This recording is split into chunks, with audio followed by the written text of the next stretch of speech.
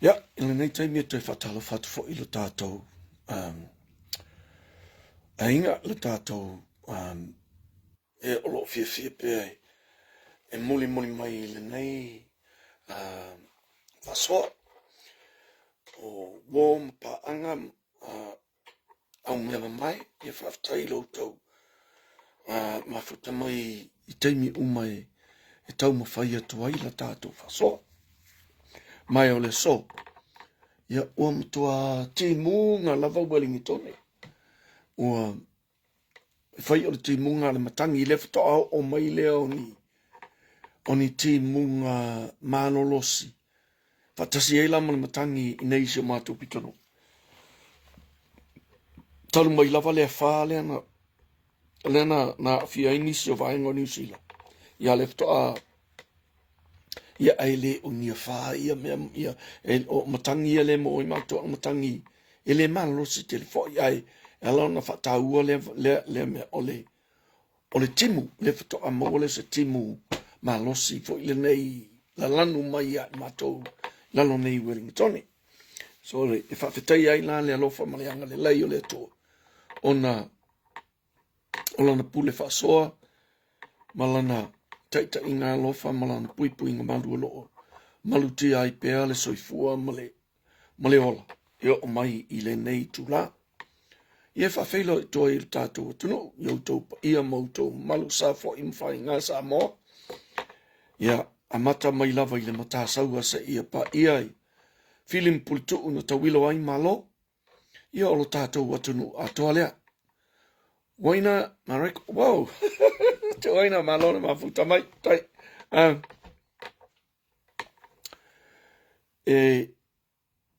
Tau ino mātou whapai I lo tātou, I lo tātou, I lo tōpa I o lo tātou atunu. Yeah, yeah.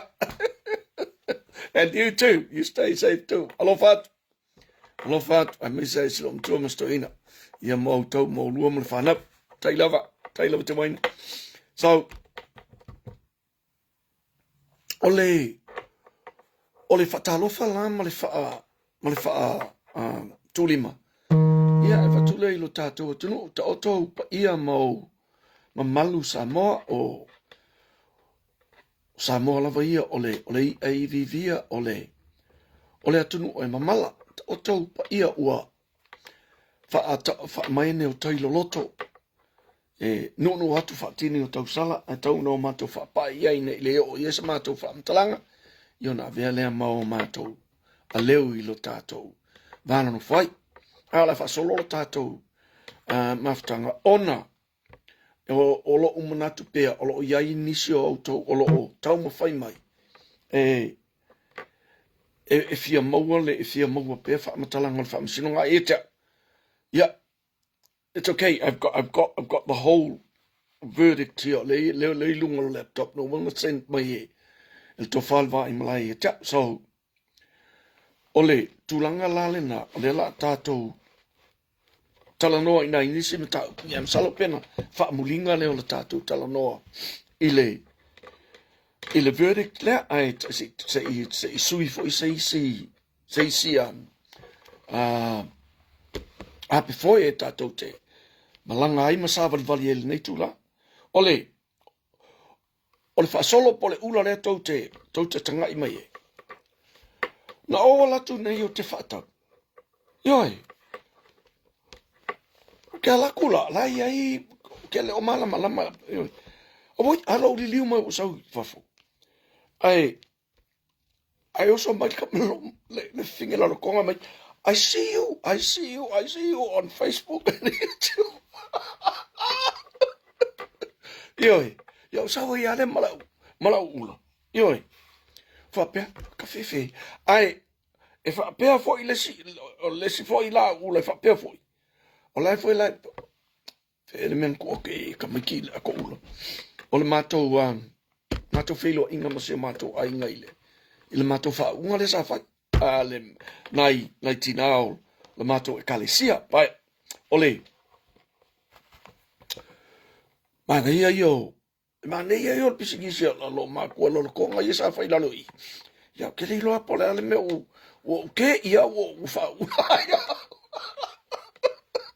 O ke ia o fa ulaya o fa fose. Ya.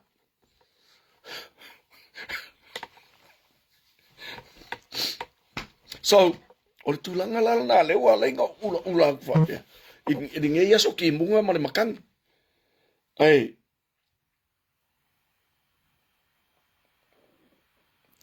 O le tulanga ile afo. Ila tātou ila tātou whasoa, o le amua mua la whai peo na masania, i ona tātou whalongolongo sina upu mai le fionga le toa, tō matawina ila tātou whasoa i le nei aso. Kamalita tufunga, Sha Isaka, Leua Yelu, Fortisimi, Stanley Taimalie, Lia Taimalie whaftai le mafuta mai, te tele lava le mafuta mai, whatalo whatwa. O le isaia o lona mata upo e lua se fulu ma le iwa. A le wha upo se fulu ma le lima ma le se fulu ma le ono. Stanley Taimalie, te tele le mafuta mai, Fortisimi, whatalo whatai lava le mafuta mai. O le isaia se fulu ma le iwa. Lua se fulu ma le iwa. O lona foi upo se fulu ma le lima ma le se fulu ma le ono. Fa pela le faitawina o i tā lofa i e o faitonga fiti o i tā lofa i e o faitonga fiti whaaroloto ina ia lilo ai la lātou filifilinga i le tuasa i le li ua fai i le pō uli a lātou mea ma ua whapeane i lātou o ai e se va ai mai i a te i tātou. O ai fo i se i loa mai i tātou. Lo outou whatu i ese. Lo outou whatu i ese. Pe whatu saina ea leo mea i le tufunga. Pe whaia tu ea le mea na whaia i le na whaia. Ele i whaia lava u e oe. Pe whaia tu ea le mea na ngausia i le na ngausia. Ele aiso mafaufau, ele aiso na mafaufau.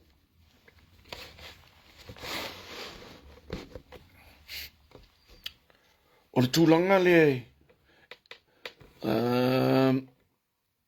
loa iwa a foa ma pasua, e seta tango moa, kalameli alipia kalameli, whaaptai, mo loa aso leo whapefa, mo e malanga, ia, e whaaptai leo e toi mafuta mai le tātu whasoa, sa loa sami, losi wanki, whaaptai le mafuta mai. Ole, o le tātou o langa lea, e tātou te manato meo lo tātou o whaia. Whalilo. Ele o iese sina te mai tau maia. Ioi, o lo o lilo a tātou mea i e whai. Peitai.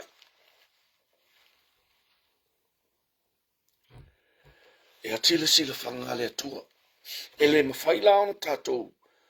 Mio i a tātou a mio lo whai. Mio whalilo. Ai mai se a tātou whalilo ina se a mio. A whalilo ona whai se a mio.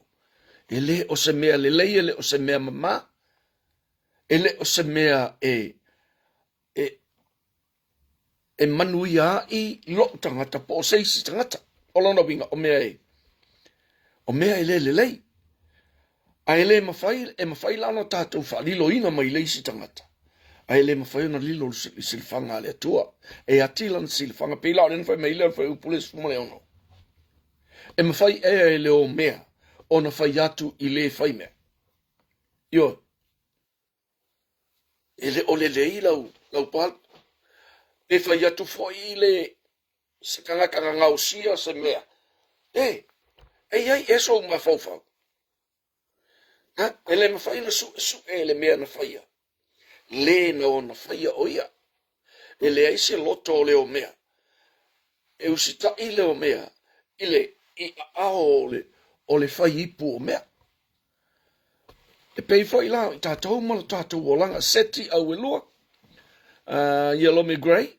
mele whanoi le whaoseu na mula ulu kere me te pali. Palolo wheao muri anga whafteitele le mafuta mai la tātou whasoa.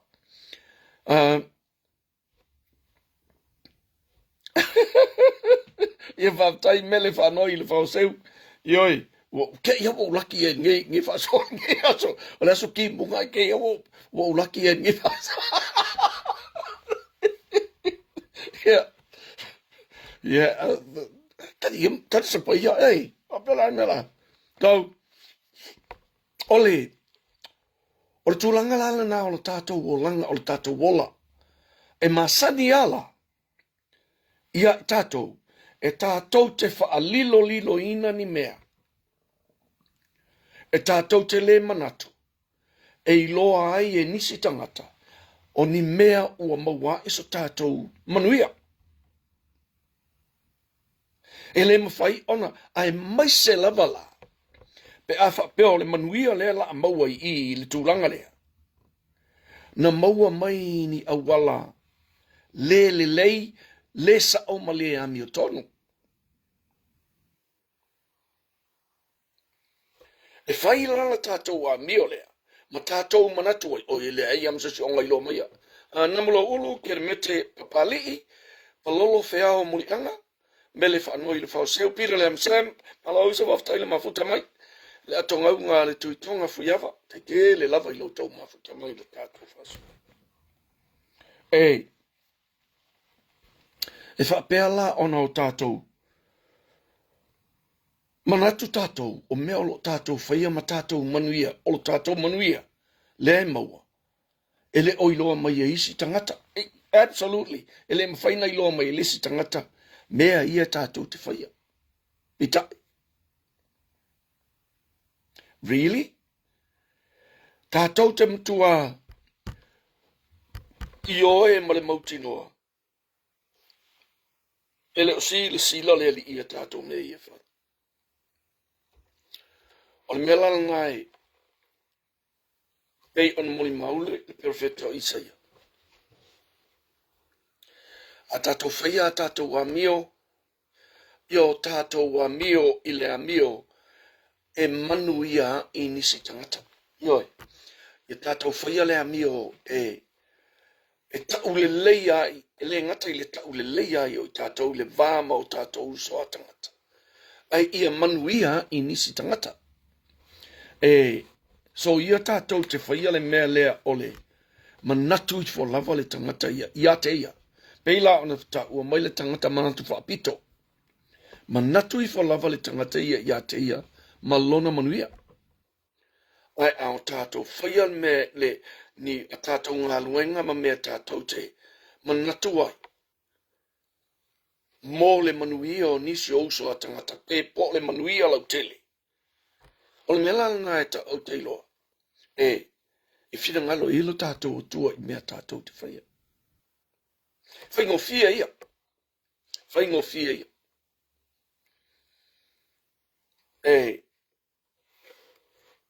Ai ti e whalenei ia te au. E whano noa le loto o nei.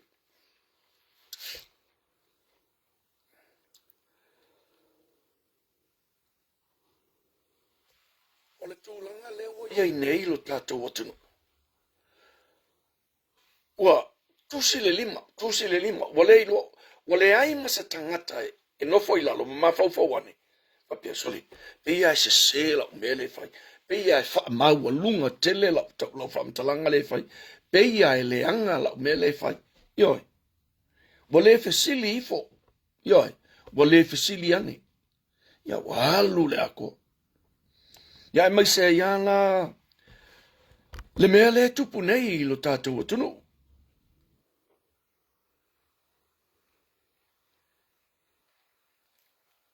E se lo whanua noa. E whanua noa. O ngai. O tātou umale, o tātou i loa le whaapongai. O le leanga, o mea leanga ia, o mea le ia tātou te. O whawhea ngai mai tātou. Halemi Junior Ifi, Folole Amitunai, Lucky Faleiva, Taila Mafutama. Ia te aula. E tātou te tali atu e ile mele. O whiua kali aku, whamanamana atu, a tali atu iai, ona ruifole i lalo. Ale mele kupu, a pisi mai, kali aku, wā ki de inga pisi mai, koe kali aku fwoi, wā ki de inga pisi mai.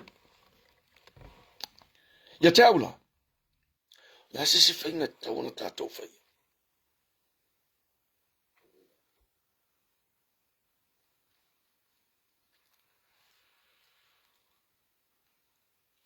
O man whatatia mai te matai whamasino le mea moni, le ami o tonu le wailunga o lana whaiunga. We can't go away from being righteous, being God-feared people. Ele mwhaiona tātou o ese, mai ala o le atua. O nisi lao taimi, e manatu nisi, a tātou talanoa pe o te talanoa atu. Ni whapele ese alkalangoa alko ingale ei. But we have to talk e whaailoa musunga le nganga o le atua i o tātou tangata. Malana whaasino manga i mea i aona o tātou whai. For example, mo se whaataitainga.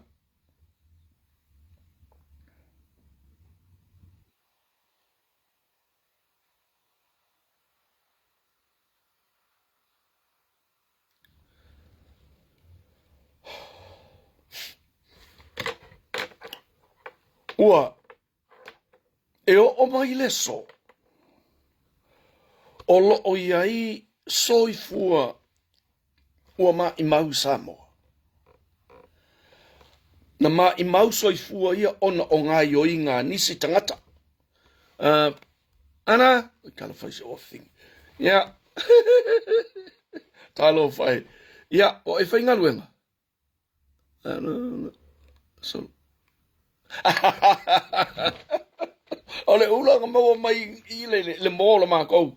O la kuai, ala e whai eile.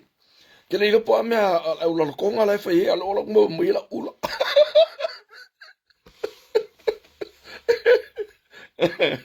Hello, whai. Love you, sweetheart. Yeah, love out ya, tamai. Ero leni Josefa, tai mafu tamai.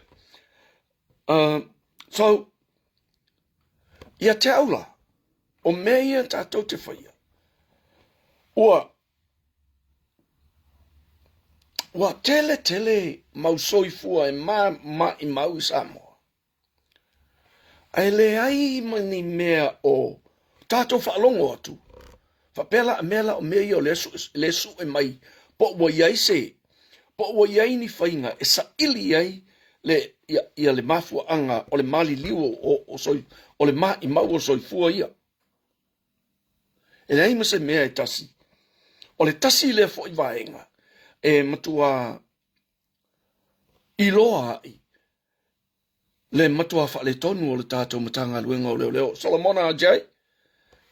Taile mafuta mai. Fepule ai. Elizabeth Firo. Te tele ilo tau mafuta mai. Oa whea o le ama whai e le matanga luenga o leo. O ia matanga luenga leo.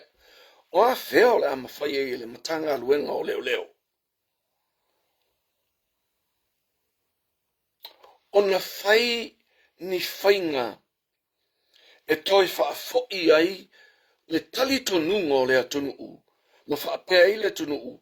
Ua toi whaatua ina le matanga luenga leo. Alexander Frank Kalolo, taile mafuta mai. Lia taimalie, taile mafuta mai. Le temi nei. Ele o whaalo alongia e le atunu u le matanga luenga o leo. O le mea leo iai le atunu mo le matanga luenga o leo. Ua fefefe le atunu. And that's not a good thing to be in. Ele whapea a fefe le tangata. Ona whapea le ua pala ai. E fefe le tangata. Ona ole le whaamaoni ma le alofa. O lesi tangata le whaafsanga. E ala lao na fefe le tangata. Ona ua mautinoa le lei. Po le ala vala na ngā luenga e whai. Ele liu mai a lesi kangaka lea ele fa asanga mai lesi piko. Fai le mea ele anga i le tangata lea. Le mea la le na wo mai le taimi nei. Ua matua le fa atua ina lava. Ele atunu e o lava i fa amasino. Le mtanga duenga o leo. Fai loa ele tamaita i fa amasino. O le taimi le ngei. Ai mai se le taimi o le komisina lefta ama vai atu nei. O le taimi pito sili le nei na pa u maua lalo ai. The level of performance, the integrity, or lack of integrity with our police department is non-existent. Non-existent. Ele mafaila le makanga luenga leo ngofo imfa pe mai ile tunu. Langa ole mtanga luenga leo le tunu. Ele mafaila fa pe mai ile ko kwa fa le ke wa menga le faye. Mtanga luenga leo. Kwa fa le ke le. Ya la ko fe au ko ke ai ya mai ya ma ko nga luenga ye fai. O ma to wanga luenga. O ile ai. Ele fa pe ngal fa ngole me. You are owned by the people of Samoa. You are public servants. You serve the public. O le mea lai wha no ai. Was a solo wha mai. Le mea lea. Wale ngatai lai I le matanga luenga o leo. Na kako kirikilo aku ile. Ile mea lea usa solo ngi ya Samoa. Ile a whainga luenga oe olo ave iai sei se le la mua au. Roger Hausange. Le Pule Woka.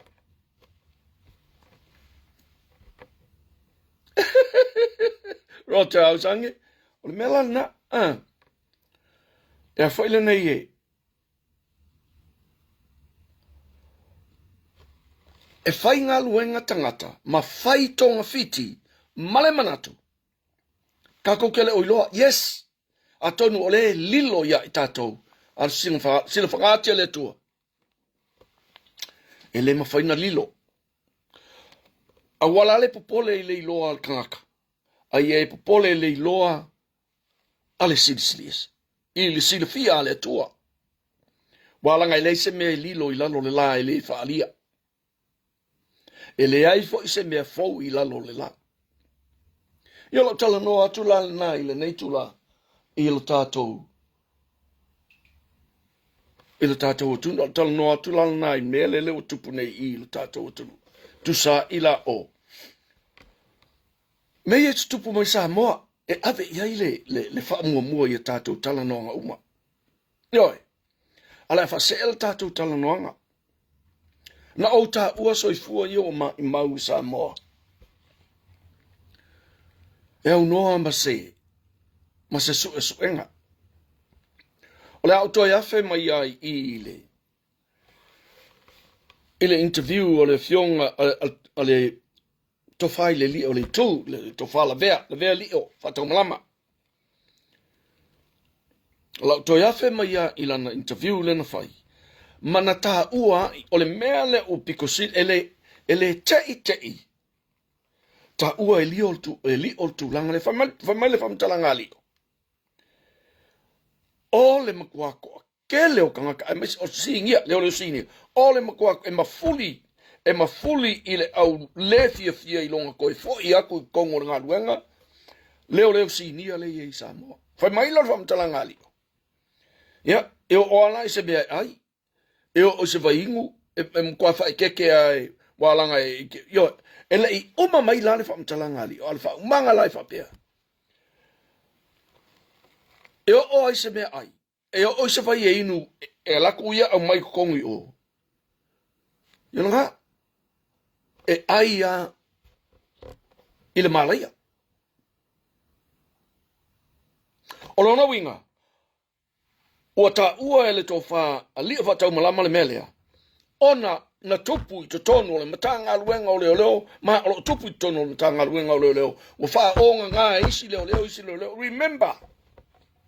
Remember leo ko wha ia leanga, mangkua leo ko wha ingi oki the Circus. Ai le aime su e ngapi, o le mea pito sili le nana. E se lo wha ngoa ai. O atu nuu ne o tātou no nofo ai. Se o ai le, le pa o le kangake le awala, maliu ai ki nganga ino ole heart attack. Ai avaku ai o vatu I tono le mtanga luenga tui fo malolo ina. E matua whai le postmortem. E whai ale PM o le tangata lea.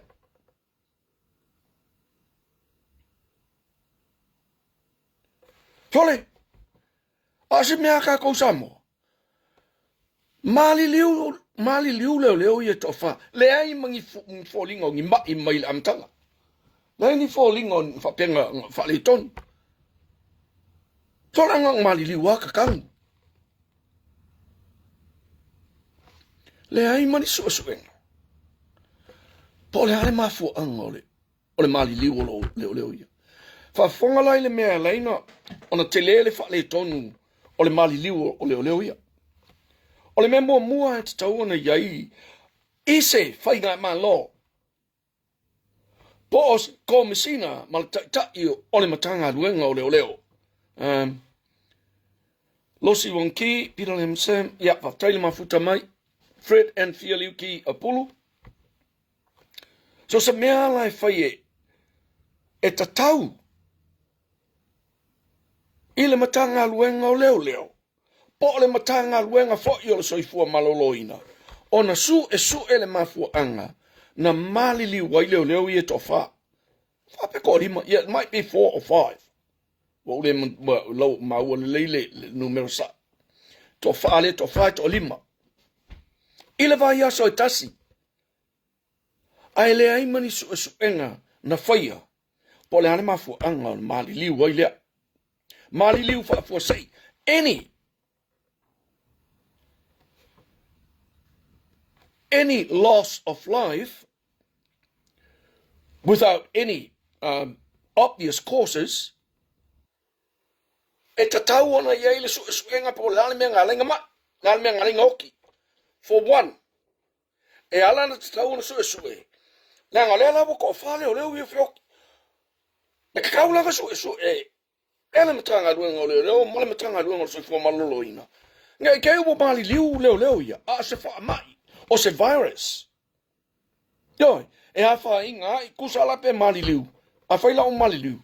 E te tau na sue, po se virus, po se plea lava, po se si to inga mai.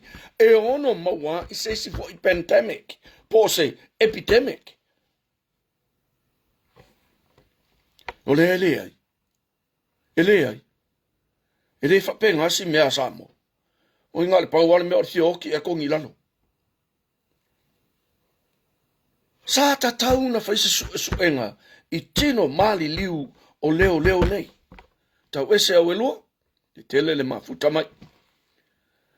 O te tali tonu, ua whai, ua lewa na te, ua lewa na pasi. But we can assume these people. Iona su e maile I o lantou pona iwi, ia meo tutoe o lantou tino. Wai kakau awa peose. If they died, if the cause of death is through some substance, wai langa whaia. Ai a whaina mali liu lava, I leo ia vai aso le kasi, po se heart attack, po le alabar ko inga mea leo iai. Yung whiorolo lea. Ai, ia sue, ia mawatonu le mafua anga. Ia saunga le mu le tunu, no fafi le mu o ilo le tunu. Maria Tupola, sulu o le talalei, whanga tuiloma, Loretta Aleki, whatetelele, mafuta mai I la tātou whasoa. Ai, ua pa'ua I Samoa I le mea lea. O le mali liu whaafua sai mai o tangata. ai le ingi su esu e ngai whai e. Ta tia ia tangata, na i o tātou tangata, na whaata o toli ai, i mai o le tino. Ioi, ia pole mawhau i lai whale tonu le mawhau. A le mea leo le oti whaafua sei. E ta tau lava o na whai le suenga mai o io. E sue ai. Pe o involva i seisi tangata. Po o nisi tangata i le maliu o tangata lea. E sue ai foi. Pe o involva i se, what do you call it? Contagious virus that can be easily passed from one person to another person. Yo, kai bilenga i le COVID-19. E sue la. Ke nga fa pe mo sainga lenga nga sa wal COVID-19. Ai ka kaung su kingo leo ngai. Se sue po yangi ni me fa pe nga e o no tupu ai se isi fa mai. Ya le. Ua makua feel comfortable lover. Comson maleo malamatanga luenga fa ma. O foi fo malolo ina. Se me ka foi kele fo nga luenga. Masalo ole mafo angale kile fo nga luenga nga ufeo ki kongi lalo. Yo. Masalo ole mafo faudia. Robert aso pora fa tonga semu fa ele ta fa ese sangato. Lenny, baptail mafuta mai. Tau. O tūlanga lale nā ila i mea ia. Fatasi aila. Maisi maliu ia. Peona ia ile sunga ile li satini ia Beniamina. E ia le mea le e whakalakala ilo mafau le maliu o Beniamina. Mana tua fo i ata lena a mai na pu e mai ole. O le tino maliu Beniamina. I lona muauru. E whapea mai tangata. E whaalua nga whanga. E lua pū leile muaulu. O lau whaamtalanga i le mea leile ai. E le i whana inga whaalua lona muaulu. E tasi lava. But o le isi la maka le nai makai. O le ngutu o le whana. Na matua whaapipi i ai. Nai whanga kukui. Le ala lana nai na peye ole execution le menga ye. That was an execution. Ia matua mautinoa e le ola. So, po le ala le fai mai a whangai pōkaki. Really? O pōkaki nga whanganga ia e Beniamina. Ha whea ni whakmatalanga leo i e tō luana o Beniamina iuta.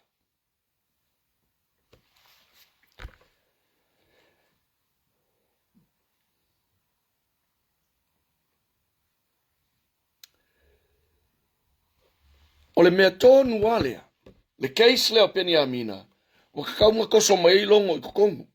Toso mai i tōnu i Compson. E sue le line of commands, the sequence of commands. Yoi, o aina whaia le whaatonunga. O aia ana whaatonunga i ana whai i, e sabari wali mu whakawhaka, lai whakari marika malo marwhanga. E moni whai umu Samuelu, te le mafuta mai. Tangi ka kauwhiria, te le mafuta mai. Na o tala no ai fo ile mata upula vale tasi fisi le vatu. Ala ko kalango aku langa ile lei la vale fai mo fa manatu. Ile lei ala fai mo fa mangaku ngai fa pe mai o ka ko fa ngalo inga le mele. No. It's still there. Because it is a murder. This cop, one of the best. It's tono Samoa. Aina fasiotia. E le mawhai lao na tātou whaangalo-ngalo i le mea lea. O peni a mina la na execute. A le mea le fia maua. O ainga whaia whaakongunga i a pengi a minga ma leo leo ia. E o ma whakawhaka i o i mea le iai le whasio kangaka lea. O le mea o te ofoi. Ngai loa le leia le commission ma leo leo siingia uma o le makanga ruenga o leo leo. Deputy commissioners. Inspectors. Senior inspectors. Ngala ko i loa uma. O lae wha au penga ina le kangaka leo pōkaki. Langa ngaoki ai lesi ka maa loa i le pō le asu sā. E otila te maa loa i le pō le asu sā. Sola pōkati. Ai kuli i ai po ai lewa nga whaia whakongungai. Ola i ai whale leo lai e pōkakinga. O hai la tangata na whaia le whatongai. Loa. Ngai ai sa warning. Ngai ai sa warning mai le matanga luenga o leo leo. E whai i le atonu ulau tele. Ai mai se iale i le circle lea. Lea na i ele wha la lea. Mai se iale circle lea. Ina ia tā fia mai loa i tangata. Masila fia e tangata. E ele whasau kangaka lea e. Le whakae mo ea i marifanga. Ngai e se me whapenga ang whai. No. No. Le se me whapenga ang whai.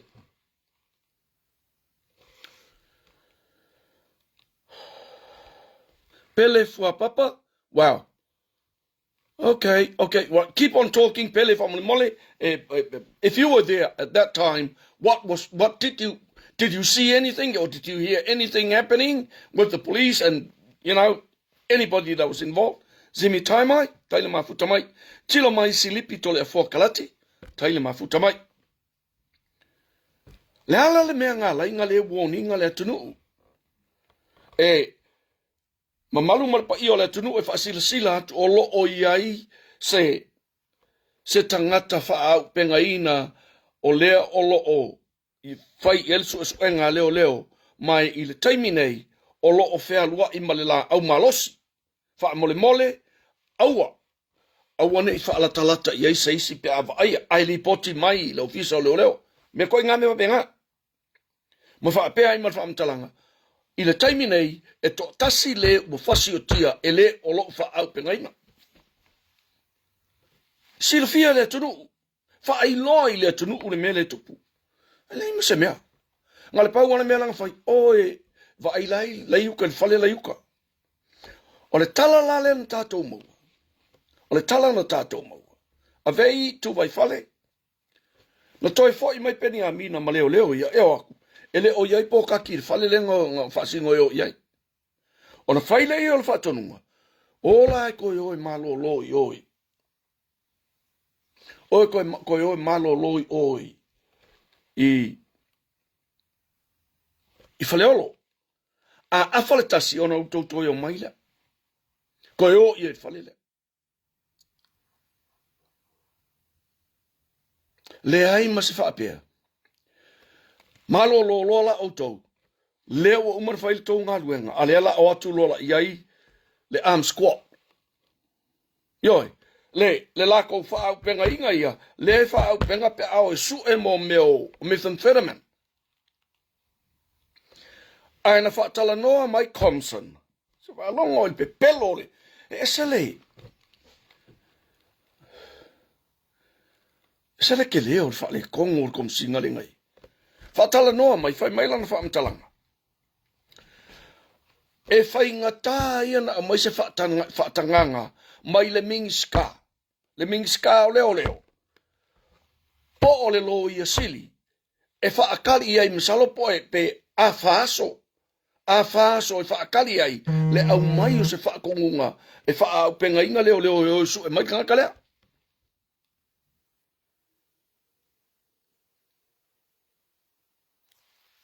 Talangal na fai. Yoi.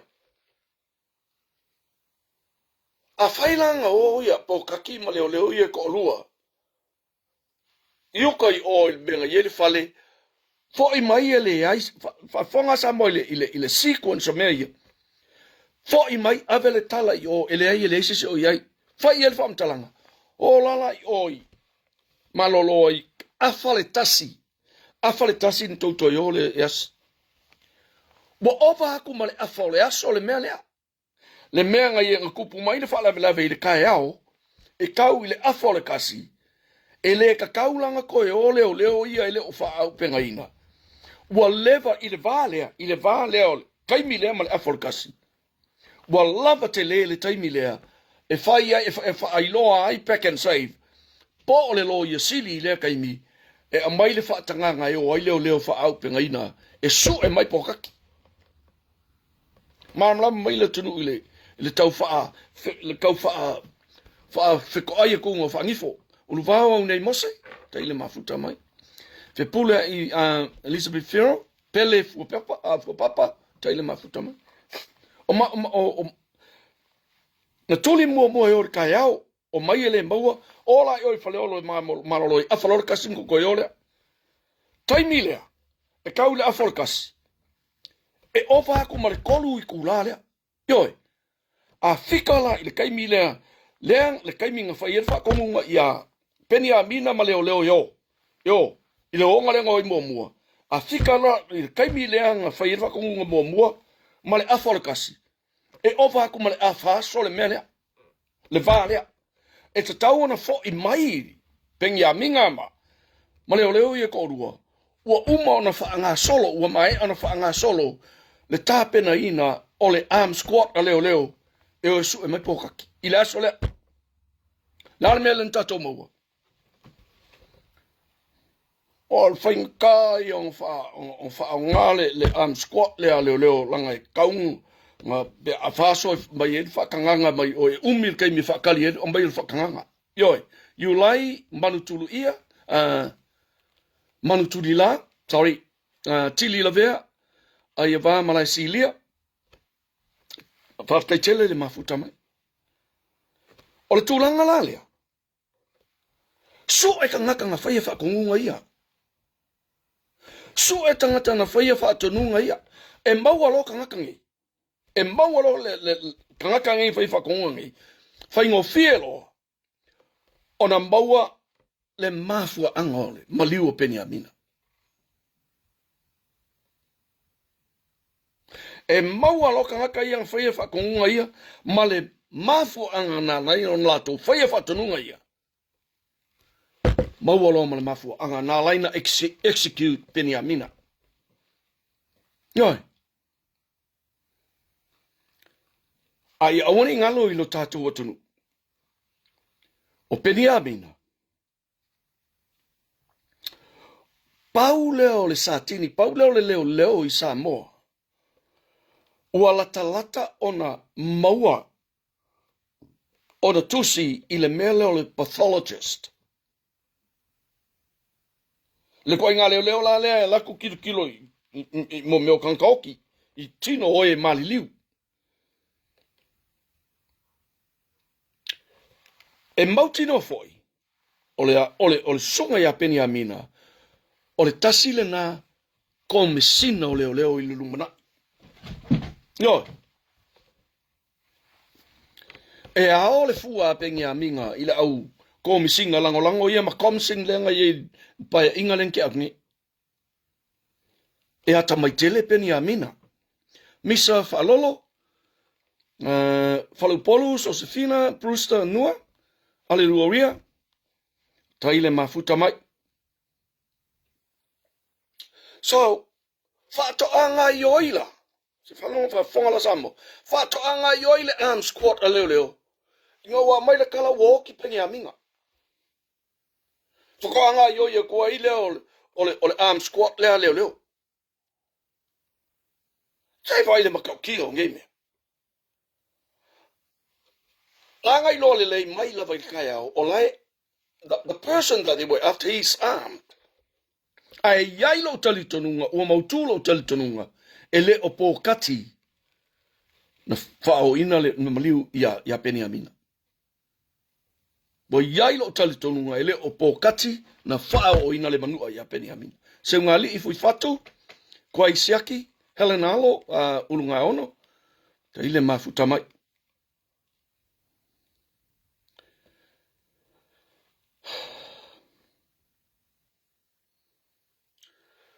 O te manatu la, sa ili mai le line off.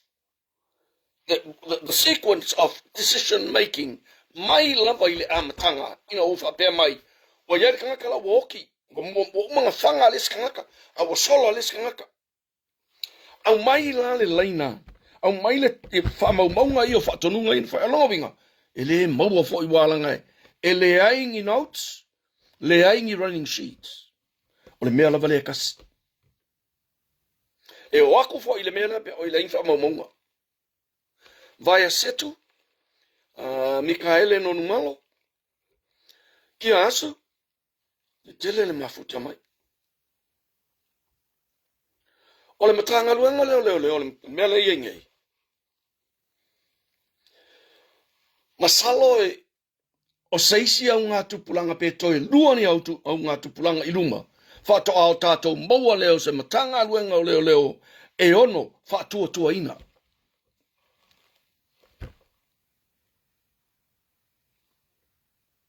O lona winga o tupulanga ia po lau tamaiti o leo to a year 80 le teimi nei po la ia 9.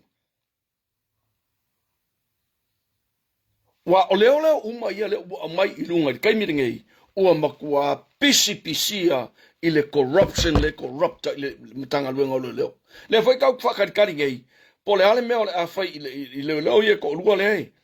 Ia o le seri o ia ka i le mea leo o le unit leo e.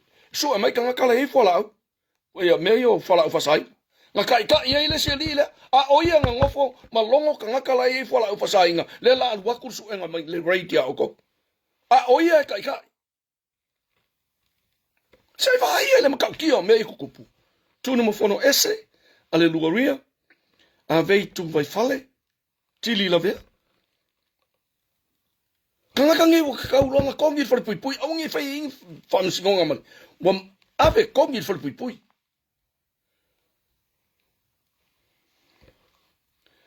Tuala puna le pua, paftai tele le mafuta mai la tātou whasoa i nei tula.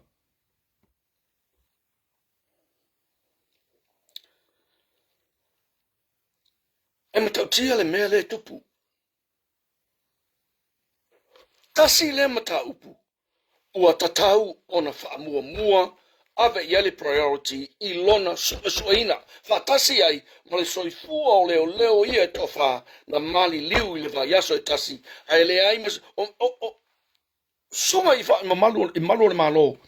Na mali liu whafusei. The first thing that comes to anybody who is in charge, o le whai o le suenga, o le meranga e awara ka nguar ka ngaka le maliu whafo sa i longa ua mahe a le suenga. La suenga o le mafuanga o le otilanga e tatauna i loa le mafuanga o le maliu. Ngau i aile manga whangafa o le komisinga le engi, ele iau i aile ngai valea. O le komisinga o piko sili lenga valea i le lanorangi. I lenga o Samoa. Lenga umak nge. O ke ofo i le ngei mingskanga iai. Malanga kusi o longa lima lenga fa mingska, fa komisinga e kumalore.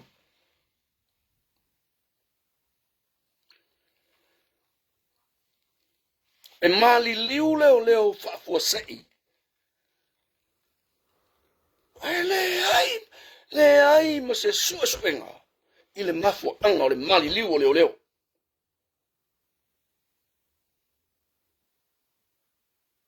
O le maliu fo i o sia fikeo. Na faisa PM o sia fikeo. E su e penga pule longa ola, penga faisis. Kalkongo le ai. Le ai. Soli Zakaria. Ram fast. Tili lave. Fa fiao le tupu tauti po mai. Fa taile. Mafuta mai fa malo fa talo fa tilo tau pa ia malo tau mamak. Tātou te tala noa pe i mene. Ina ia au mai pe ilunga. ia wha manatu ilo tātou malo, o mea ia e te tau na wha saa mua mua. E le mwhai ana tātou laa iluma, ai le i whai se wha sa onga o menei.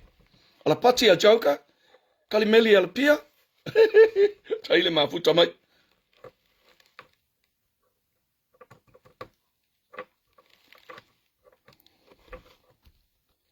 Okay,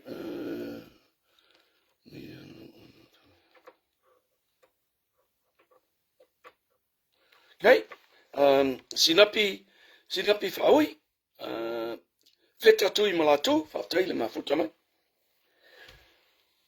Le ngata la fautuanga le tamatai fa amasino le fingo tamatai fa amasino le nga mailanga lan fautuanga ia makua ko su ele mta upule le hit and run fa tasi ai male assassination plot fa mailanga fautuanga don't leave any stone unturned e taua ia le melea pe a fa taua le fautuanga le tamatai fa amasino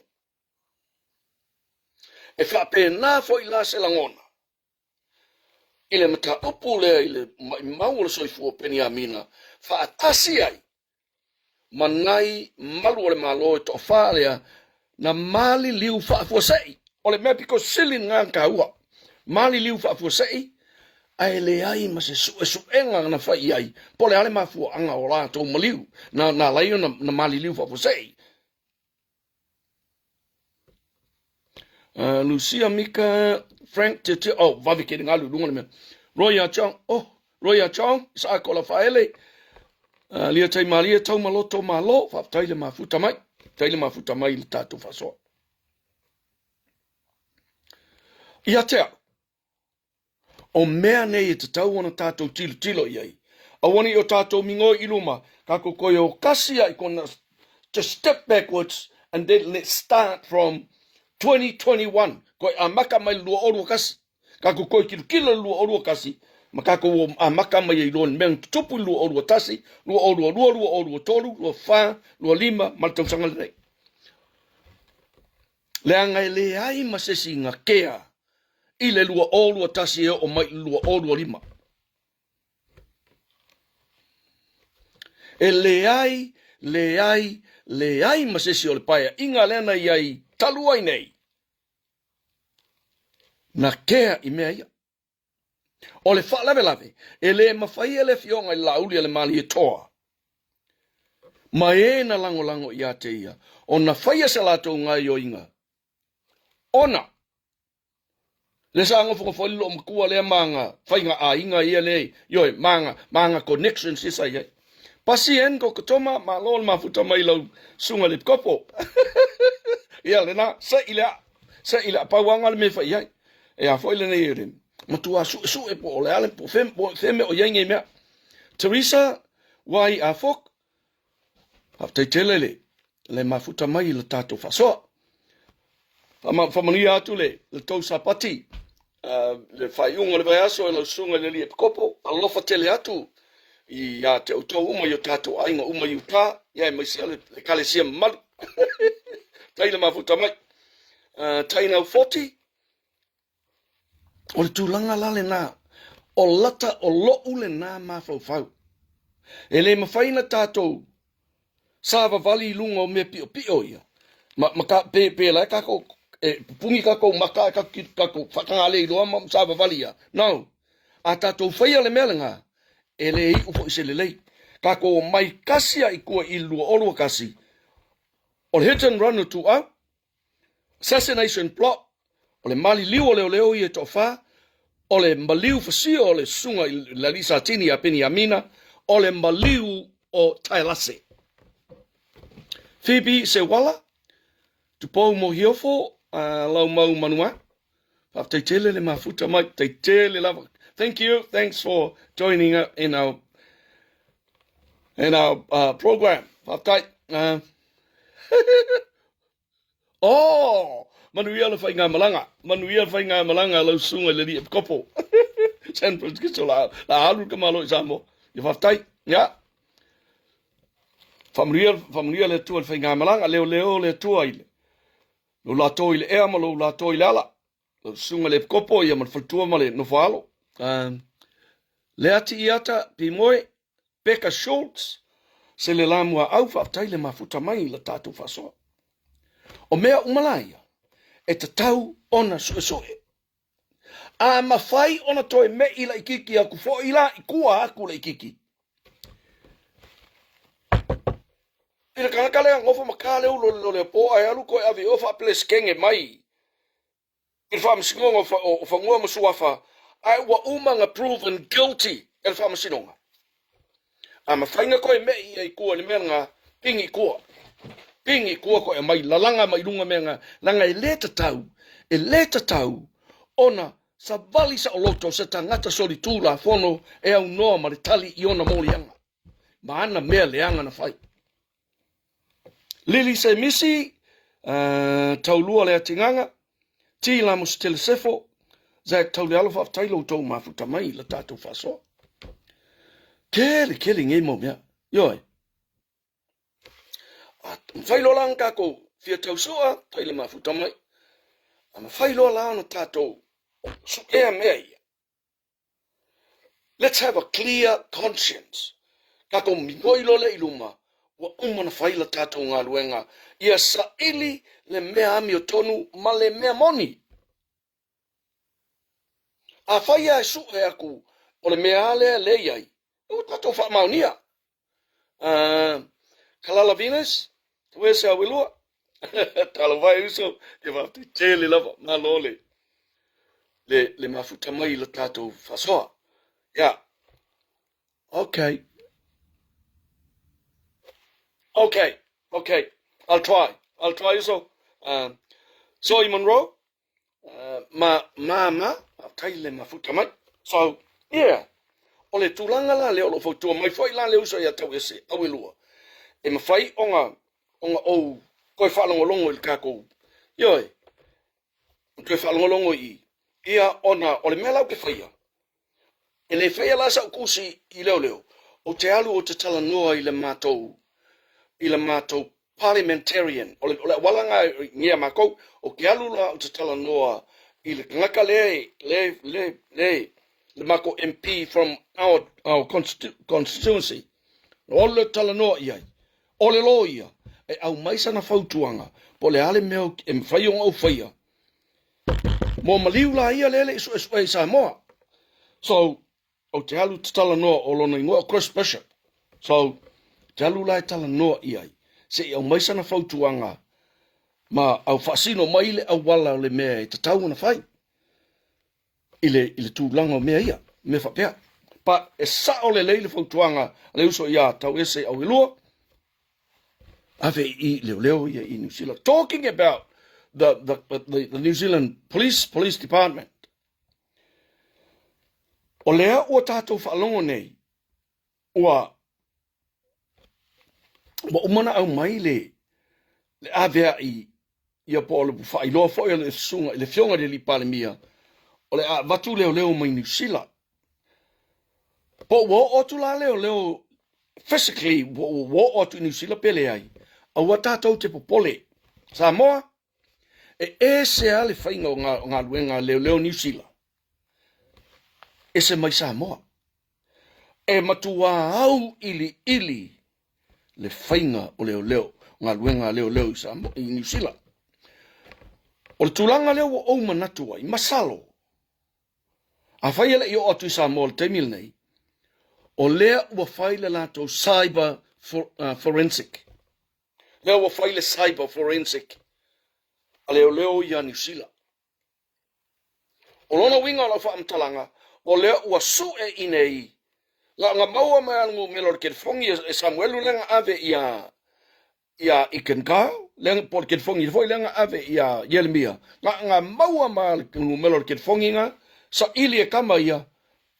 Maua mea umala i tonu penga tilita ala penga kongi. Sami penga susungu pea e maua. Pe telo milo. Me ia vito. Ala I fetu tafola. Ali, tu. Whengai kei ai. Oso, whengai kei ai.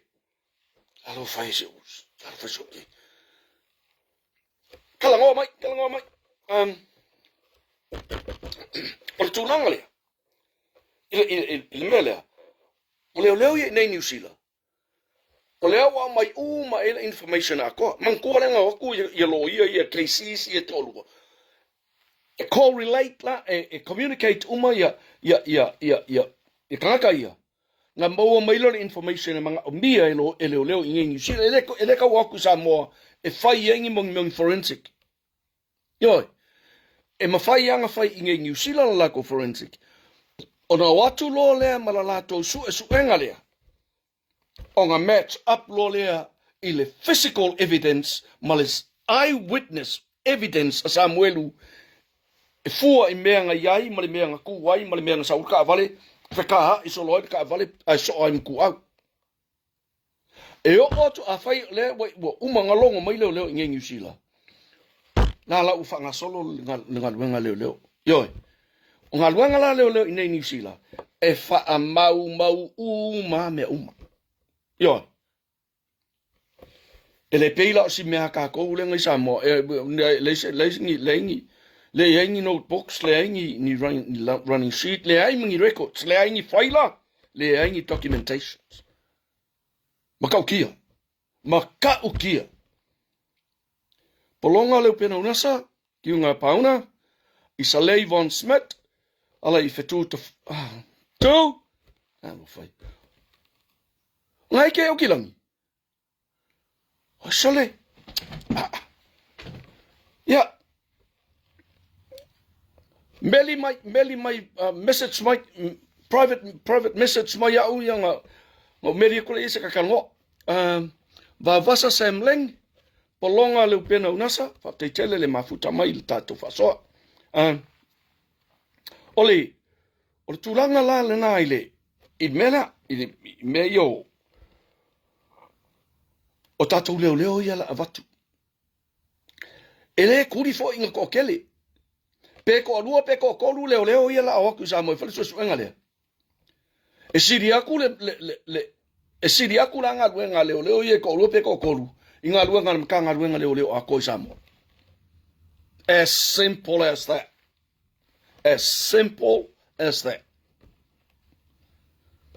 Kako iloa, watato iloa le tūlanga, le level of corruption le wa yele tanga luenga Samoa.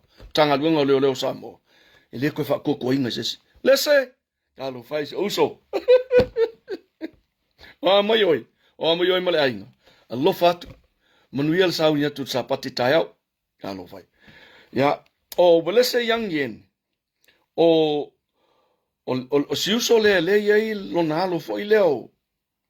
O Sam lenga mai le wali e lenga fa kolu mai e Sam. Ioi. Okay, nga olo walofala. Nga olo walofala le wali le lenga mix up lenga mai le ya. Okay, le lopo le al kula nga yo. Okay, le lopo le al kula nga yo yai. Pe kau no es. Pe vai ioi. Ya nga lua leo le nguku malolo fai wa malolo ya okay nei lo plan pula nga o yen kama il po ole pa if ko mo lese ila wala yo po fe ala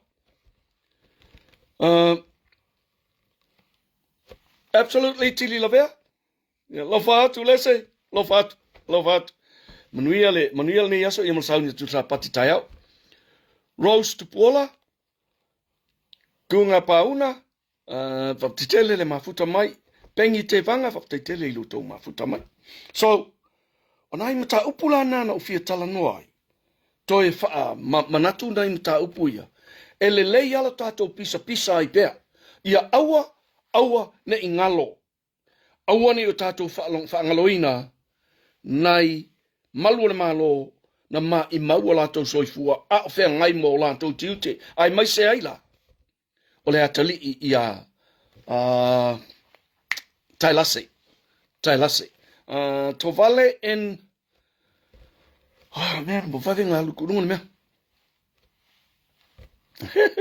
ya tai tu so ole tulanga la na tulanga le nai ya cha o te lango fo ole nganga fo ile la lo ile to fal vai malai ia mali ataua fatasi ai lava manatu le tofa ia moe maunga, ia o le fionga ia le malu faitoanga, o le fionga ia fonti, ia o mato umale sa kalangoa i le maka upuri hei. Ia o le uso fo ia tuila epa mai California, malano ia fo i talano mai o le sunga tu sa mau ia Elvis Molly. O mato o le vakume e fa manatu pe lo tatou atunu ina ia awane ia lu ese awane o tatou fa ngaloina nei yalo mfanau tama fanau sa tau tua ma tulo la tu wolai tau tua ile le malo ya le mtanga lu ngolelo ya le ese ko inga fa inga le faje au sanga hunt te tele le mafuta mai ai ole a fai pe mtala no atu wa le la wa fa ole o prioritize nei le taupule ya tu au fatasi ai male assassination plot ia e fai ngofia lan so o tu ai loa male maliu le opini a mina langa e tau lava ona sue au ili le ma i mau o soifua o se tasi o leo au pitosili ona fa moe iai le matanga luenga o leo i Samoa. E lopo se loko ele po se loko fali i le masau o le alur kamalenga la inga fai le plan le avis. Yo, it's possible, that's possible. Wa ai ko mkua eser ko inga kulanga mkua le kele peni amina be o idai kiringi le kikinga. Yo. Befo ko nga mefa penga. Ia fatasi ai la manai uso a malu le malo tofa. Lea fo ina ma i mau la to soifua. No mali liu fa sei. E leni ngā solo ki tiona fo isa fa moe tau loa so alo H. Ellie Wilson taile mafuta mai vei vasenga Tina mai ava firo fa taile mafuta mai le tatu fa soil nei tula. So o le tulanga la nai le tatu i le mena a la tatu wo i vai kaunga i kako pages pese full foi. Am vai ane lau tau whafonga mai. Ia ona tātou toi fo i mei lesi tātou tal noi nisim taupu ai na ngata la tātou whai tau i le unga lea le fionga le tamaitai whamasino. I le itu lau e lua se fulu o lona winga toi se lau fitu se fulu ma le fitu. Ia tātou itu lau i le whai le lala kako wo i le mbori mau al kakaleo i le mira Corporal Jeremiah. Corporal Jeremiah worked in the traffic division in 2019 and general policing before he worked at the Faleata outpost and CID division from 2020 to 2021. He was then transferred to Tosidi before he moved with his family to American Samoa. And his evidence in chief, he remembered working on the 21st, although he cannot remember the month in 2021.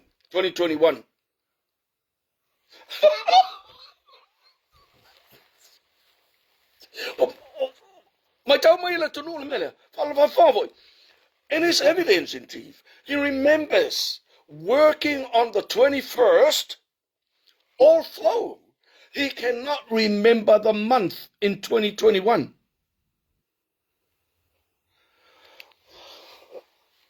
Vese mea ufa apia. Ola e mga kua nga whainga luenga ilea so lua se furukasi. Ai nga kele o mga kua. Po le ale masinga e ia ilea so lua furukasi lea. So le ka fefe. Ola e mga kua nga whainga luenga ilea so lua furukasi. Ai nga tele o manatua. Po Februari, po maki, po apelila, po me, po yungi le, unga lua furukasi lea. Wow. He said he was working at night and finished in the morning. He had no knowledge of the hit and run incident in which 2 hours was killed. It was only when he returned to work on the 23rd of the month that he found out about the incident in a report he read. Na whai ngā luenga lai lea so luas furtasi le ana tele iloa ina e rea imsona iloa o le whaalavelave le i hatu au. Whako au ngai iloa i lea so luas furkolu la stona ila lea mantua la so tofi na manu ai tu au. A o lea so stona i lea wakoi fo i mai le 23rd lea na lua i a Samuelu i le fale inisini o Samuelu. See? He said he was never involved in any of the investigations. By the time he came back to work 2 days later, the file had already been transferred to the traffic division. He denied ever receiving a phone from Sam or talking to him. Sam is his nephew. Ave iai Samuelu ke le frongi kilo iai o ngai lole plate number whailanga kala o ka vale leala. I, mele, a lea woso mo iwhai mai, e ngakele i mga kuanga lea ngā wako Samuelu se kenfongi i anga ia. O Samuelu, o le akari i, o le akari o longa uso, ia, po se kama son ko fingi. So Samuelu is his nephew. So him and Fepule are cousins, and Samuelu is their nephew. On cross-examination by Miss Dalcio, Corporal conceded that he was working on the Faleata outpost on the 20th of April and that he finished work on the 21st April 2021. In the morning at 10 a.m. Mako ilo el tamai keisi le ifasili. Ilang fam kalanga leng fa mai. Ngakele ilo po le ale masinga alanga ki mangkuanga le solo furkas. Fe oi se fa sole ele ilo pe valea. Fua. Sole. E manga kua le aso, anga kele mangkua masinga. La ale me o fa piko ai le aso los furkas. E il men tupu ai le solo furkas.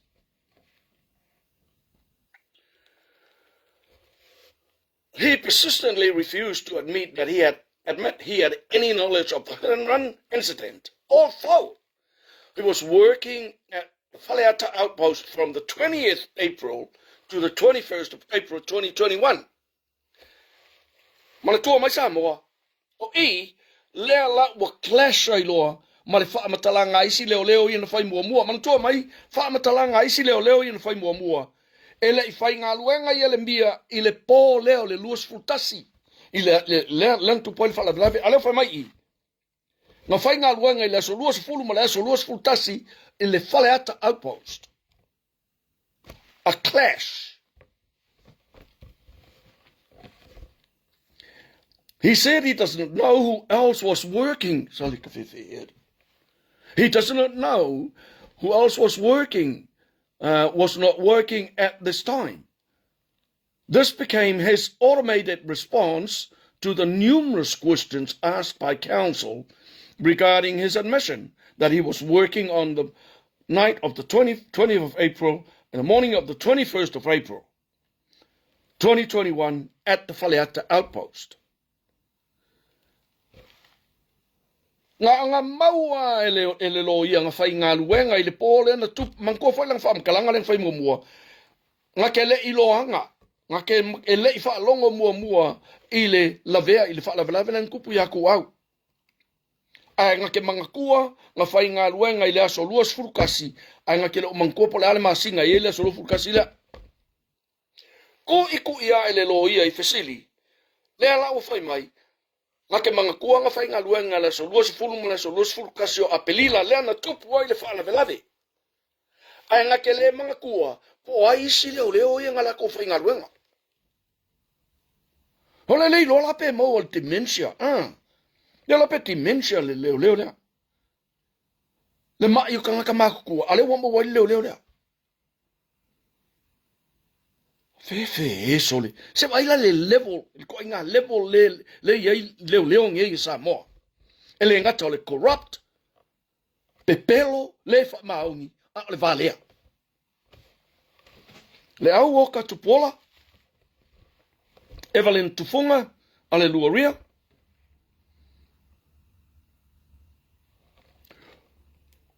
When questioned on the absence of running sheets, job sheets, and notebooks in the file, Corporal said that the absence of notebooks or running sheets shows that he was not there. Sorry. He also does not use notebooks. The purpose of a notebook is to refresh the memory of an officer, but no one is charged for not using a notebook. Ole ka fefe esole.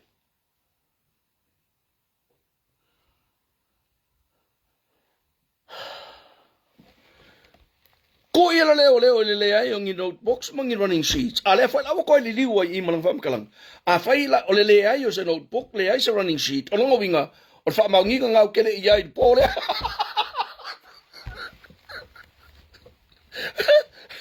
Ora para kala fale lunga aku. Para kala fale lunga aku le ka fa lo ya sao. Ngau fa ngadu nga le so le los fulu mal lo fulkasi. Ale ko mo ko le ko su ko notebooks mal running sheet mangyang fa mo mo. Ai fa mai. Ora fa ai longa nga, ora fa ai longa mau kingoa nga, o kere I fa inga luenga le so lu se fulu mal so lu se fulu kasi. Mga admit, ilunga ako. Nga fay nga luweng nga ilan sa luwa sa fulong. Sole ka fefe, sole. Sole, it's a comedy. It is a comedy. Corporal denied ever seeing Sam after the hit-and-run incident. He only saw him on social media. He denied ever receiving a phone from Sam or talking to him. Why don't I my Sam ngofo ma be ke phone kilo your mobile plate number for mol ka vale le. Oh ka sol. Fa pene lole piralem Sam tili la vea. Sorry. Alleluia, tail ma futamai. He denied any knowledge of Leala. He only knew Leala as a member of parliament. He said Leala has many cars. Ya ele kelenga vale Leala. Nga le pasia mal Land Cruiser malika kayo. Makavale le fa ngai nga kari. All the police officers know that. All the police officers know that. Lalu bingol mena. Ilo mai leo ekele ka vale Leala. What does Ole mea ka vale kele Leala if I il case. Oh man. He denied someone instructed him to get rid of Sam's phone. He denied that Sam kept following up on his phone that Sam gave him. Makua ke ea. Elei fa kongua ia sei si le me fai ke fongi Sam. Ke elei kurikulia ia Sam ilanga ke fongi langa paki ia. He denied over being stopped by Sam while he and Constable Junior Fautu were riding on their police motorbikes to follow up with his phone. Sauda la ki enga malisi leo le pasika leo. Ka ofi Sam fasidi ko Sam ilang telefongi ai fa fiki le yese me enga kup. He denied he gave a statement against Sam and Fipulei to guarantee getting his job back. Fa fiki le mele fa mai ele isa fam kalangang fa fa sang ya Sam winga ya Sam ma Fipulei nga yo ko mo wala nga luenga ko fa nga luenga ya pelo. Cross examination by Mr. Marchant. KC saya. Member mua facility lawyer. He denied that he was working the night to died. Alewa uma kali lunga ilelo ia le ya Miss Dalcio. Nga fai ngā luenga I la solua se fulu ma la solua su kasi apirila leang kupo fa blave ya ko au. Ala kalimoa moa I ya Mr. Merchant. Leo fai ai. O ke lei fai ngā luenga I la solua le aso nga kupo fa blave ya ko au. He denied Sam came to him. He denied Sam gave him a phone with photographs of the vehicle. He denied Sam following up on his phone. He denied he denied lying in his statement against Sam and Pulea to get his job back. Kautia. Discussions on the 2021 investigation. There is a thread that is weaved subtly through the evidence of the witnesses for the 2021 investigation. E yaile mele pe walalanga pe ngumi ngumi aku kongu I su engai fa luinga na fa mtalanga le fiong te matai fam sino. There is a thread that is woven, subtly woven. Yoi, pe valelo o se Oni mana tunga mani faunga. O whaalilorilo anga momongo ku I kongu suenga ia. Listen, there is a thread that is weaved subtly through the evidence for the witnesses for the 2021 investigation. It starts with the evidence of Deputy Commissioner Papali'i, which is the initial knot. And who says? The process that is followed by the police immediately after a person dies from a traffic incident is that the file is transferred from an outpost to traffic division. The option relinquishes all the responsibilities once the file is transferred from the outpost to the traffic division. The file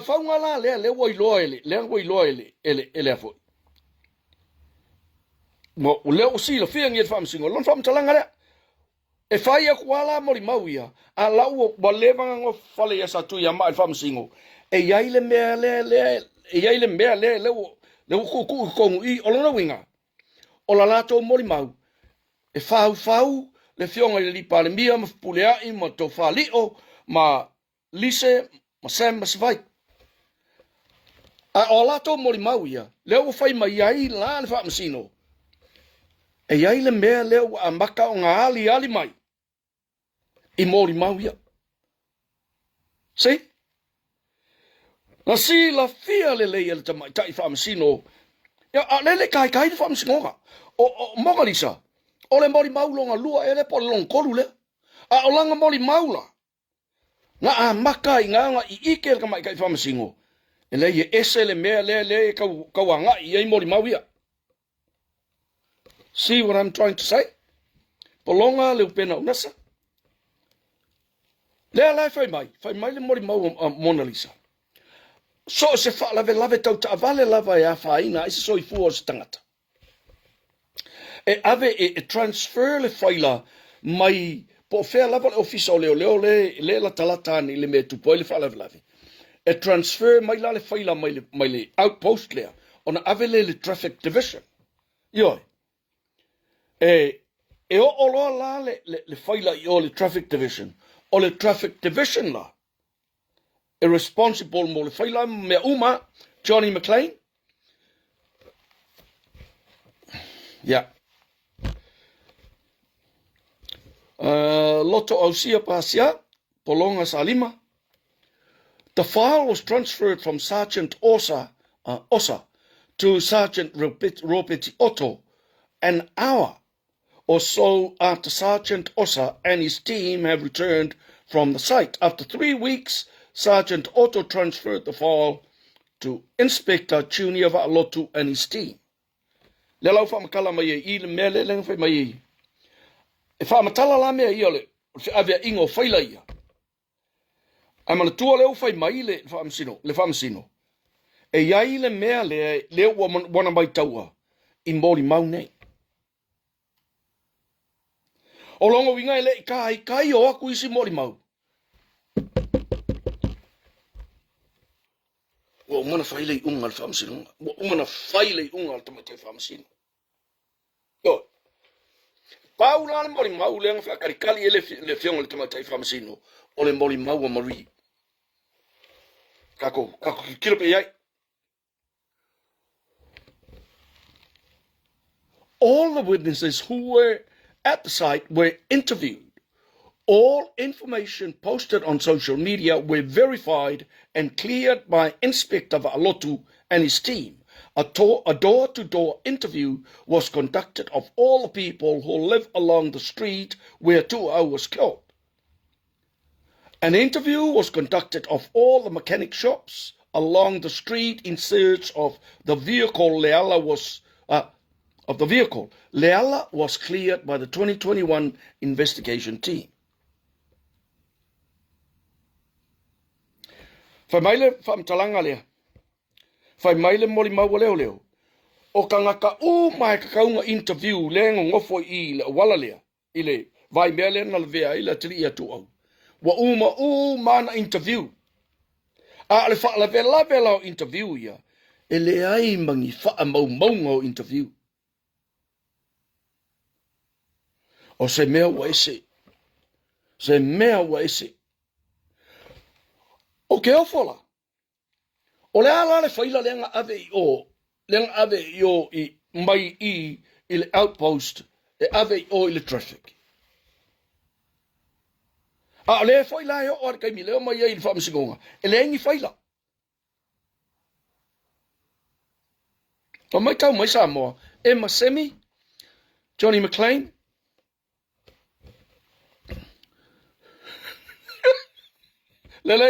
Lele, alu. Johnny McLean, yeah, you go play golf. Yeah? Go play golf. Good on you. Go down here, mate. Good on you. The thread is then tightened and straightened through the evidence of Sergeant Osa. Constable Siamani Solovi, Constable Tawalapini Faleula, and Sergeant Roberti Otto, who say, Ole whauwhaunga la leo whawhaungei. Le walila e ko wha lea la ko wha maukua le whauwhaunga leo whai. Le li leo Sergeant Osa, Constable Siamani Solovi, Constable Tawalapini Faleula, and Sergeant Roberti Otto.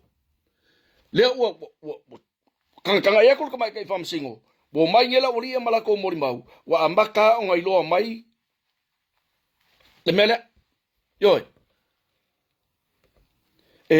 Absolutely, Kalameli. Absolutely. You got to laugh at it. Otherwise, yeah. You'll lose the marbles. So, they arrived after the body was removed by Fessa. Wala mega pese I lako suengai. No. There were people at the site who they interviewed and took back to Faleata outpost.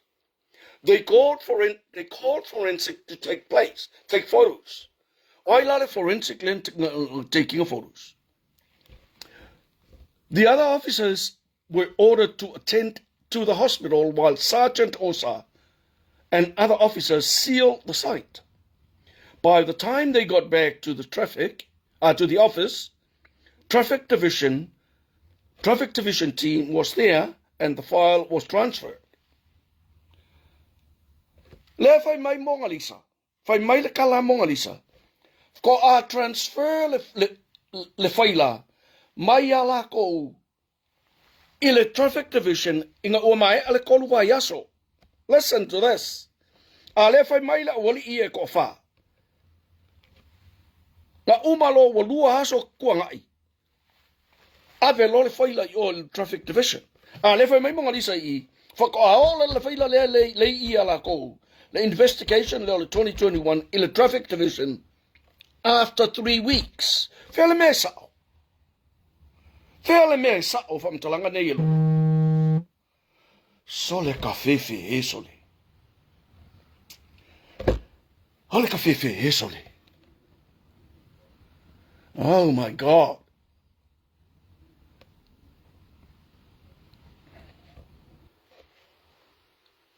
Whalonga wha upunga te mai tai whamsino le mele, the final knot. Yoi. Ole si wha aponga leo, whaunga leo whai. Na, ole wha aponga muri la lea, knot. Ole whaunga leo whai. The final knot is another vehicle of interest supported by the CCTV and the team from China assessment. Wale avea lore fa mua ale wa mai ngei la le van la le nga avelo yai so ngala ai nga fa maungia ele team le mai singa le nga fai mai kai lo Mona Lisa fai mai le team le singa ale upu ku ngoku le ai fa maunga o te le tali tonu nga se upu ku ngoku le me nga fai singa o ke kalikong e yai ia laptops e iai forensic nga whaakingo sainga. Ai ngofo makia. Ngofo kanga ngi makia. Ang fai mai rea. Le fai mai le forensic team le nga me sainga. O le ka vale ma walalo le e ma walalo ka vale le nga le vei tu au. Mau mai. So makau kia soli. There were some loose ends, however, in this tapestry of evidence that I wish to address. 1. Corporal Jeremiah was working on the 20th April 2021 to 21st April 2021. He was evasive in his evidence in chief about the month, but conceded that he was working on the 20th April to 21st April. At the Whaleata outpost and knew that Sergeant Osa was the officer in charge that night. He also worked on the 23rd April at the Whaleata outpost. Fia we pelo. A leo mau e whaamasino, leo mau le fionga te mai te whaamasino. O le whaakalanga pe pelo lea i le mia lea whaafiki. A leo oi loa nei ma whaamaunia, ma whai ngā luenga le so luas fulu ma le so luas fulu kasi, ma le so luas e fulu tolu o a perila. Sergeant Osa never referred to Corporal Jeremiah. He specifically named some officers who were on duty that night and omitted Corporal Jeremiah's name. Taulapini and Siamani Solovi did not mention Corporal Jeremiah. They denied any knowledge of Sam having a conversation with Corporal Jeremiah and Sam giving his phone to Corporal Jeremiah. O mau mai Samoa le, lau whaafonga le mele wa kupu i. O le wa si le fia ni el tamai tai whaamasino. E ala mai suenga keisisia. O le awali I o mai a le I, o Osa, o Siamangi Solovi, o hai ea Kawalapingi. O ala tau whaamatalanga oma. Deliberately leave out le ngoa Jeremiah. Yo. Nga ale pau ale mele kawiloa inga yaisi leo o il mele. O le fai mai le whaamakalanga le ili Osa. Maisi leo. Ai ngofo mai Kawalapingi, ma Siamangi, ma Solovi, me yoi.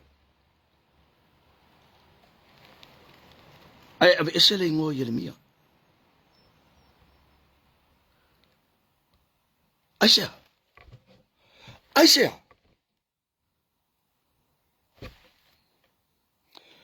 As clear as daylight. Orona winga la e fa solo le whaamasino lea. Wow, le sila le tamai tai whaamasino. Le faunga leo whai mai a maka mai I leo. No ui tu, Leiga Asiata, Wheloa Ilei, Roseani Molipola, tai telele. Mafuta mai. Penelole, following the hit and run, the Whaleata outpost would have been bustling with activities with officers coming in and out of the office and interviewing witnesses they found at the site. It is highly likely that the interviewing process continued into the morning of the 21st of April 2021, given the small size of the Faleata outpost office. It is implausible that Corporal Jeremiah, who was working that early morning, would have been inactive while all the other officers were busy interviewing witnesses.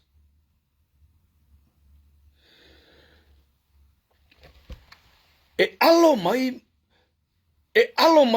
malako ai kia ia fa mai ai pe ole ao le sila ka mai kai fa masingo le ala fa mai le par kala fa le e makuakilia mamatua manino le pisio leo uma yanga I oil outpost le in mele I faleka e a fiela wali le osa o oto si amangi o solovi ma kawala pingi ai ngongo fo maka umaisi leo ai le ka uase singo e deliberately leave out lingua le Jeremiah. Fai mai la fa masino a fai langa pisi o ma leo yesai o le ofisa le faleaka ira kai ao le la solos fu kasi le opelila o lona winga nga pisi ai fo I ma Jeremiah.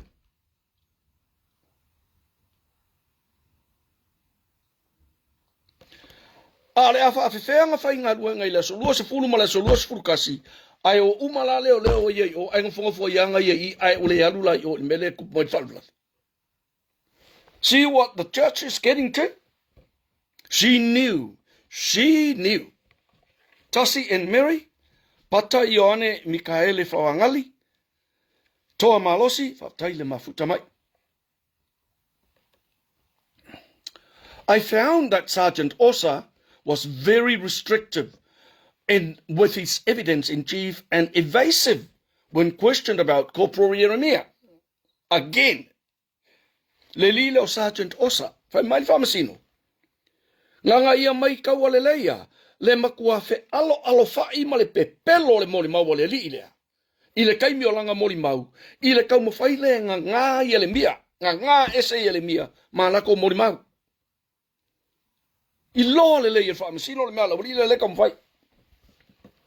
All the officers who were on duty at the Faleata outpost appear to distance themselves from any reference to Corporal Jeremiah being on duty that night and having a conversation with Sam and given Sam's phone days after.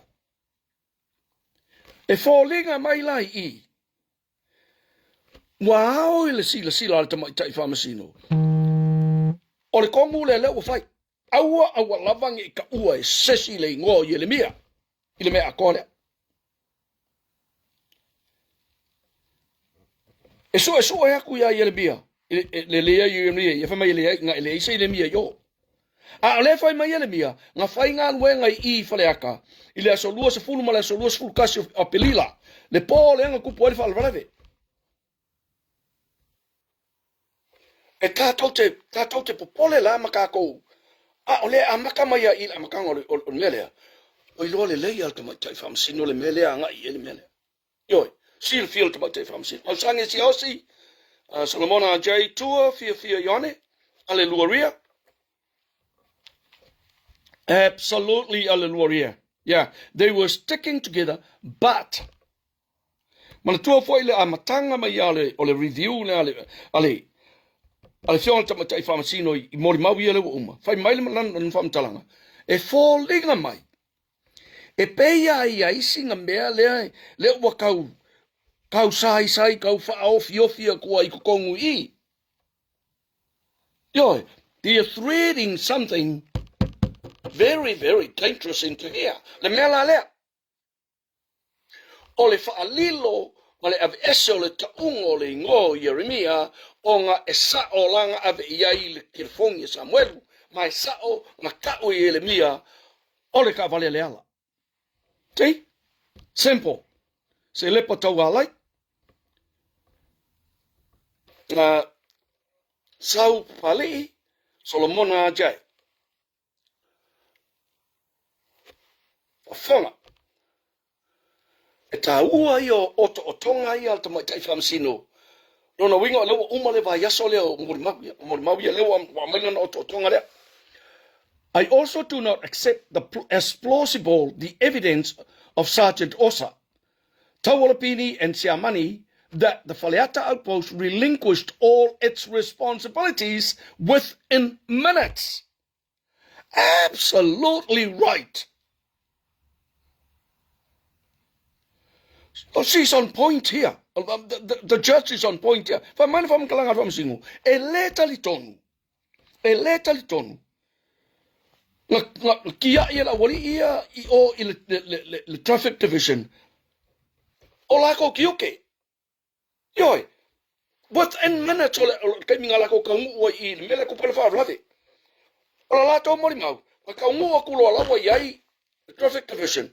Kulo I malako faila. Ai lunga o le foi mai. Langa lako fa kalango inga mori mau.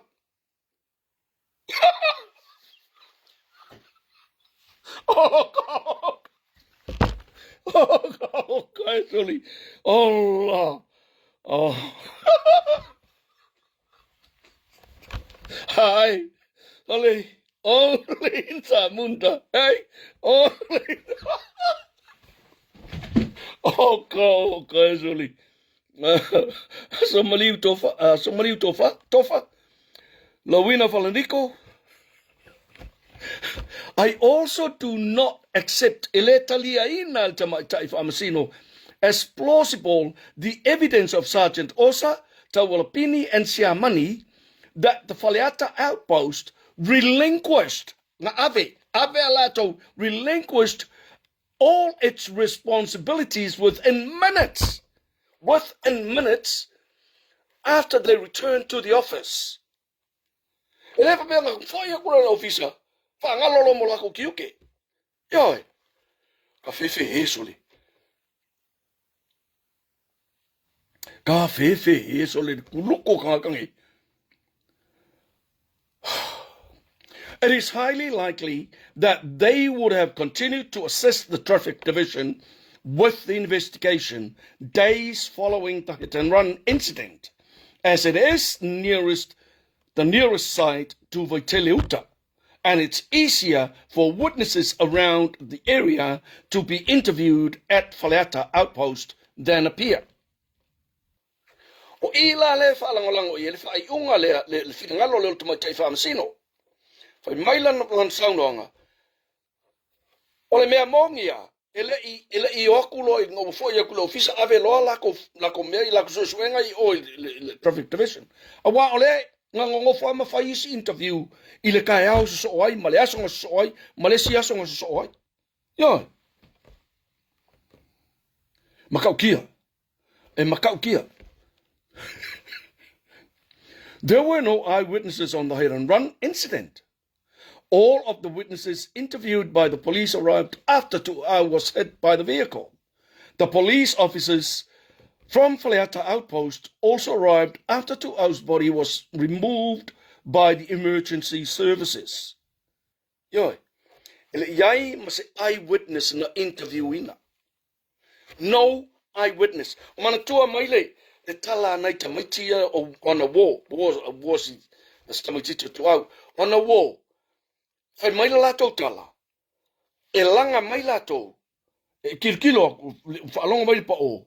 E o maila lato le mele wala se ka vale. O lae ua o solo mbuli tangata o lae ola lan telefoni. Manatua maile le mori maula tamaitia. Ale fai mai I e fallinga mai ele ai mas eyewitness. Muso swear la wadia. Le mas eyewitness. Deputy Commissioner conceded also that there was no alibi evidence from any witness who were with Leala in the early morning of 21st April. Fa mai fora komisinga, ele ai mas eyewitness o nga o mai se fa makalanga sa yai Leala I de mele.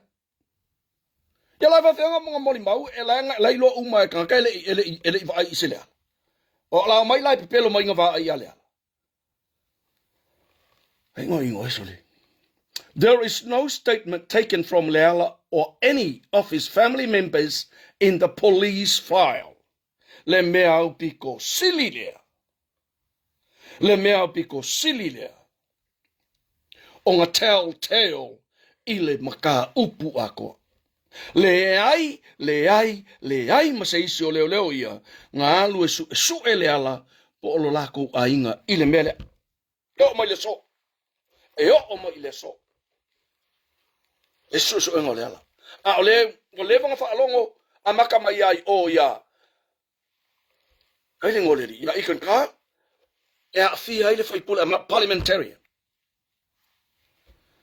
Samusula.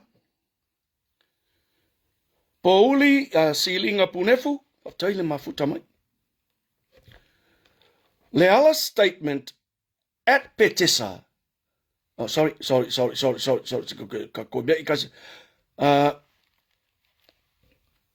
Both Constable Jordan Saleh and Sergeant Michael Sue have testified that they took Leala's statement at Petesa.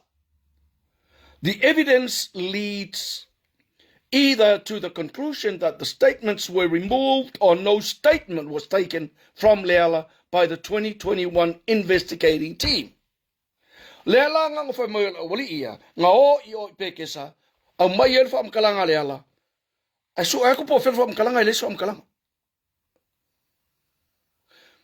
E o mai le so e le ai se fa mtalanga mai ia Leala ile mtau pule. O lona winga ele I o leo su ele. What an investigation. Number one suspect. But since the 21st of April up to now, he has never been questioned by the investigating policemen. Maka o kia sole. Fale soa, vale lei, lau alo leota, te kele mafuta mai, kolonga leu pena unasa, lau wina falaniko. I have been asked to draw an inference from the 30 seconds video that the van, while featured in the video, is a vehicle of interest. Man kola van de leang kuwa iele ni mele. Familiar from sino. I have been asked to draw an inference from the 30-second video that the white van featured in the video is a vehicle of interest. Kawanga leo from singo. Yung fa kawainga le white van le van pa ele. From singo le. I have watched this video numerous times. And each time, without fail, I ask myself, I have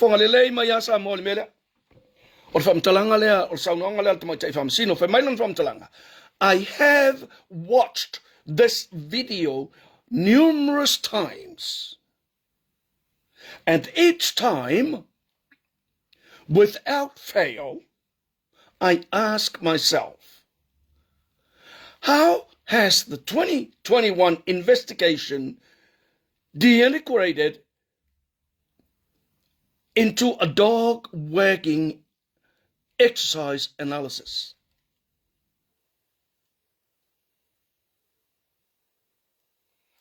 How has the 2021 investigated disintegrated into a dog wagging exercise analysis? E makaukia. Fai maile le fam talanga le alto mai tai fam sino. O le ale me wa fa ta ai. Ele li pokia ai mori mau leo ia. Le ka o si o le maile. In the mankola maile le fa mai ngambau ku lalo ben. Ku ya le lalo I pe ya lai ngofa mai ngul koko le le koko lalo I. Ai pena la to lo o yengi koko lalo I. Ai mai lalo ka mai kai fam singo. Lale me ufa ka ua ka si o le maile. Ka o kai soli. Ka o kai. Kalofai. In the absence of any video footage from 103, Tolu Minute Te Aile Tasi, I reject his evidence as hearsay in respect of the 55-minute segment of the video that was not tendered. I also reject the 30 seconds video as credible evidence of the white van being a vehicle of interest. Whai mai lau whamasino. O ke makua le kaliainga le video lea. O le ka vale le van lea. O le van lea a fia ilim kau. Ngai whai mai whamasino. E whaka video le ka vale le 158. O le whalawalawe lenkupu o le 103. Lono winga, e 55 minute ngā vāi le ku o le van lea ma le kaiminga la vea itu au. Mau mai la tunu. 103, 158. Lono winga la i le vā lea e 55 mingo. Ai la le ka vale valea. Kela la mea ngā le ku i avesem i le ala koe la kukoi ku mai o. Lenga ke ilo le o ia lenga le vese. O ia ka vale e fabia. Hallelujah. Yes, absolutely. Absolutely. She did well. She did well.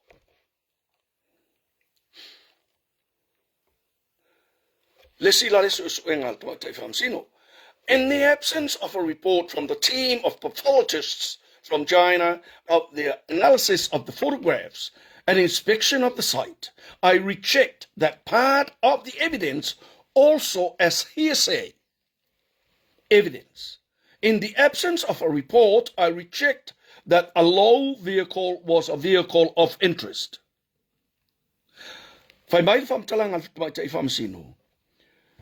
Ona ole leai o se mo o se, oni moli mau tustusia, ni wha mau maunga tustusia mai pathologist sia mai saina. E na te le talia ai, na yesu su e ngā mai saina, o kakai mai saina. Whai mai whai lea, o te te ena whai. O te te ena whai le. O le van le kong o le video lea. O te te ena, o le taavale lea, e a fia i le whaalawe lea na mandi waitu au. Ke engar ka mai kai whamasingo, a laele i whai mai a isi mori mau. Ioi. O lona winga, e alu ar whamasingo nga. Kilo kul ka mai kai whamasingo i mea whau ia. Le ngofo mau ngai o i le toono le a tātou. O la tau le whai ar whau. Ia le alu i whau ngare. Ioi. I find it difficult to accept how the team could have reached that conclusion from the photographs of 2 hours entries that taken at the hospital and an inspection of the site, given that all the witnesses arrived after 2 hours killed and there were no photographs on the site on the night. Yeah. Mga kua le ko le I pekesa. Le wa sau ngai fa mai. Nga fasioki kua. O fenmen fasioki. Ale ba wa il te mai tai famsi. Le aingi aka. Le aingi foros le ai mangi mea fa ngai fa lango isu suenga. Na pu I o tuau. Ale sau sunga Samuel. Malanga ke fongi. La ile number plate or ka vale. O lo o iai ma fōlinga o tū au I le taimi ua ke akur ka vale. Ka kia lai fo I whaamatala le I Samuelu le tūlanga na iai lona ao, lona ulu, I le taatia lona ulu, fua I le ka kia I lungo le awala, ma le tino a toi lona lower body, langa e ai wili o le ka vale. Ma le tuol whaalfam talanga le Samuel. Le ai masaisi o leo. Po ukar fale mai, po whelava. Le ai masaisi o leo. O kusia I lalo I sanga whamakalanga. I sanga suenga. E sao, ngai loa ai ala wili o ka avale I le tino tu au. E le ai masaisi o la tu whamatalanga ia, o I loa ai, o la e leanga o na fōlinga. Hei loa uma mea ia I le morimau Samuelu. Ai sea, o Samuelu ole eye witness.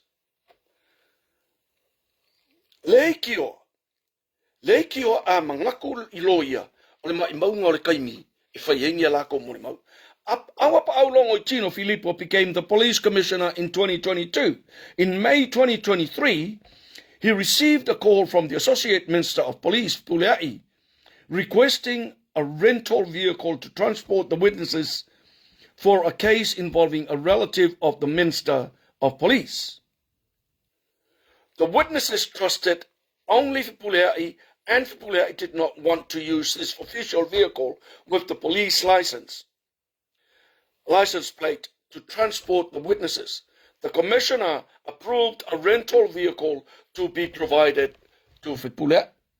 So nga vidi la Puleai I komsinga au mai se rental pe mai se kavale le makanga luenga o leo pe mai se kavale se rental pe mai se rental e aveai ia Samuelu il melela au ia avet fatkan malo fa ia kule ole longo se fa nga ia ka vale ai faile e Puleai no ele fa nga ina le ta vale le matanga luenga o leo il mele au mai se rental Yoi, kua mongi le whirangalo le I minsta lango. Ia nganga renta I lolo ka avale avako avea ia I Samuelu masivai le mele le faltal malo le na iai. So, the same day,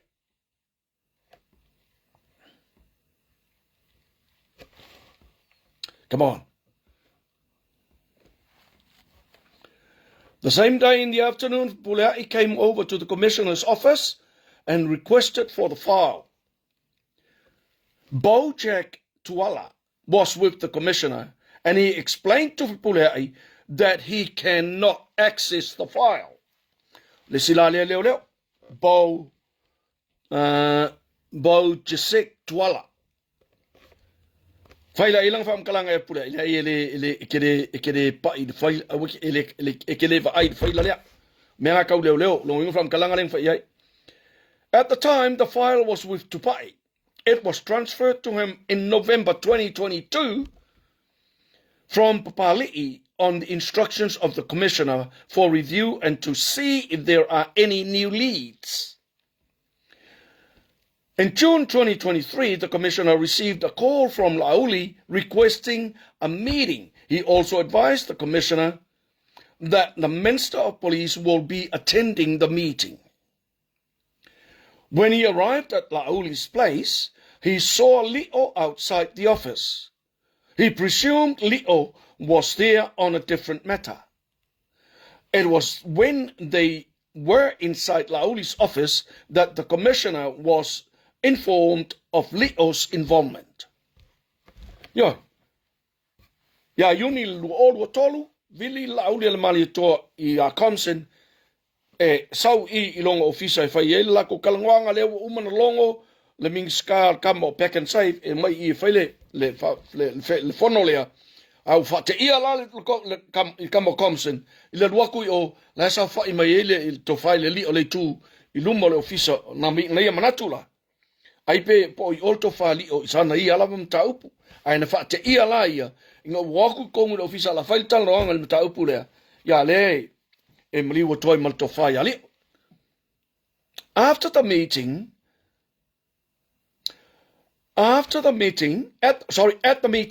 Lauli informed the commissioner and the Minister of Police of the private investigation that he had instructed Leo to carry out. He informed the commissioner of the witnesses who had approached him through Puleai. They claimed that they witnessed the hit-and-run incident in which 2 was killed. The witnesses also alleged that Leala was the driver of the vehicle.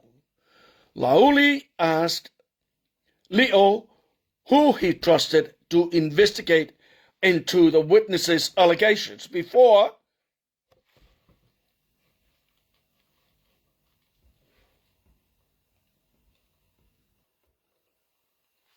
he refers the matter to the police.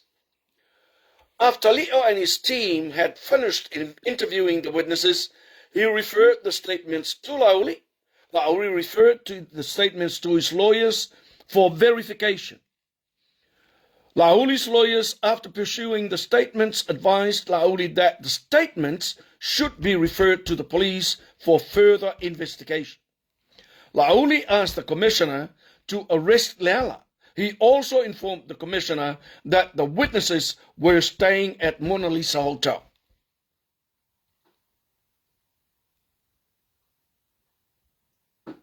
O le mea leo te fia wha mawhai atu. O le whainga lea na ui ei le fionga i le li pāle mia i lona involvement I tono le mata upu. Right on the line. E le ai ma se soli tu la fono. A le fionga I le li pāle mia, le teimi le li pāle mia, na sala e se ai lona awa I le mata upu. Moa. A watu Samuelu leona otu mo whipulea I whailana. Whaile whamtalanga I Lauli an mali toa. Mana o mia e Lauli an mali toa I al to whaile I le li o le tu e latu I lona e sua tu I lona ofisa o le awhianga ia ma le suesuenga. O ia na te whaatua tuaina. La le si menga soai. Vili loa I lo komesina. Male minisita o leo ne iai. Ina ia susu atu I lona ofisa e whaamalama be. O Yesu tula fono I wo commit ele fionga le lipana mia? No. Nothing at all. He was legally, or he was doing things, or he was doing all these things legally. So, kalameli alipia. So lea la o faile fono lea o Lauli al mali toa o whawalo o le komisina malio lona winga le I mahenifa I kongo le fongo le o le mea lana tupu. Whawalo declared a conflict of interest because of his family connection to Leala. Whawalo advised Lauli and the commissioner that he was not involved at all in the investigation, and he also informed the commissioner not to give him any reports of the investigation. He instructed the commissioner to get the witnesses from Mona Lisa Hotel and endorsed the investigation.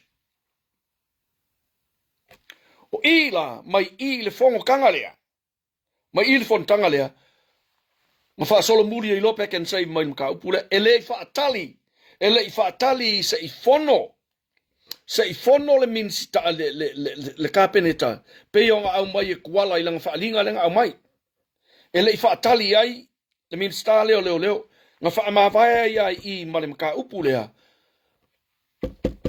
I luma o le sunga le audian mali toa male komisina mali le lau fa mai langa make a inga male ala.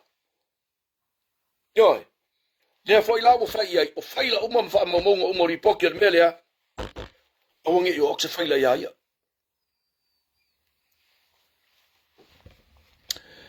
Si vai maunga Jesse, Tini Paulo, nofo fa tuai. Oh man, this is long. But tawan long tato pa ia si tato tilo I le mai a o le tapena ina le fionga te mate whamsino le taupune. Whawalo declared a conflict of interest. After they left the meeting, the commissioner called Tupai and appointed him to carry out the investigation. He also instructed Tupai to remove the witnesses from Mona Lisa Hotel and put them in Len's Motel. He gave them 3 weeks to complete the investigation. The commissioner also asked Leo to join the investigation led by Tupai and to provide assistance to the team. Leo also relieved of his duties as the officer in charge of the Potasi outpost. O I lainga umar fongorea. Inga o mai ala le fongo le nga faile official o laulian mali to. Si koi charge kwalka ko laptop. O mai ala le fongo le sa faile le official laulian mali to. Le langa faile le ia yo.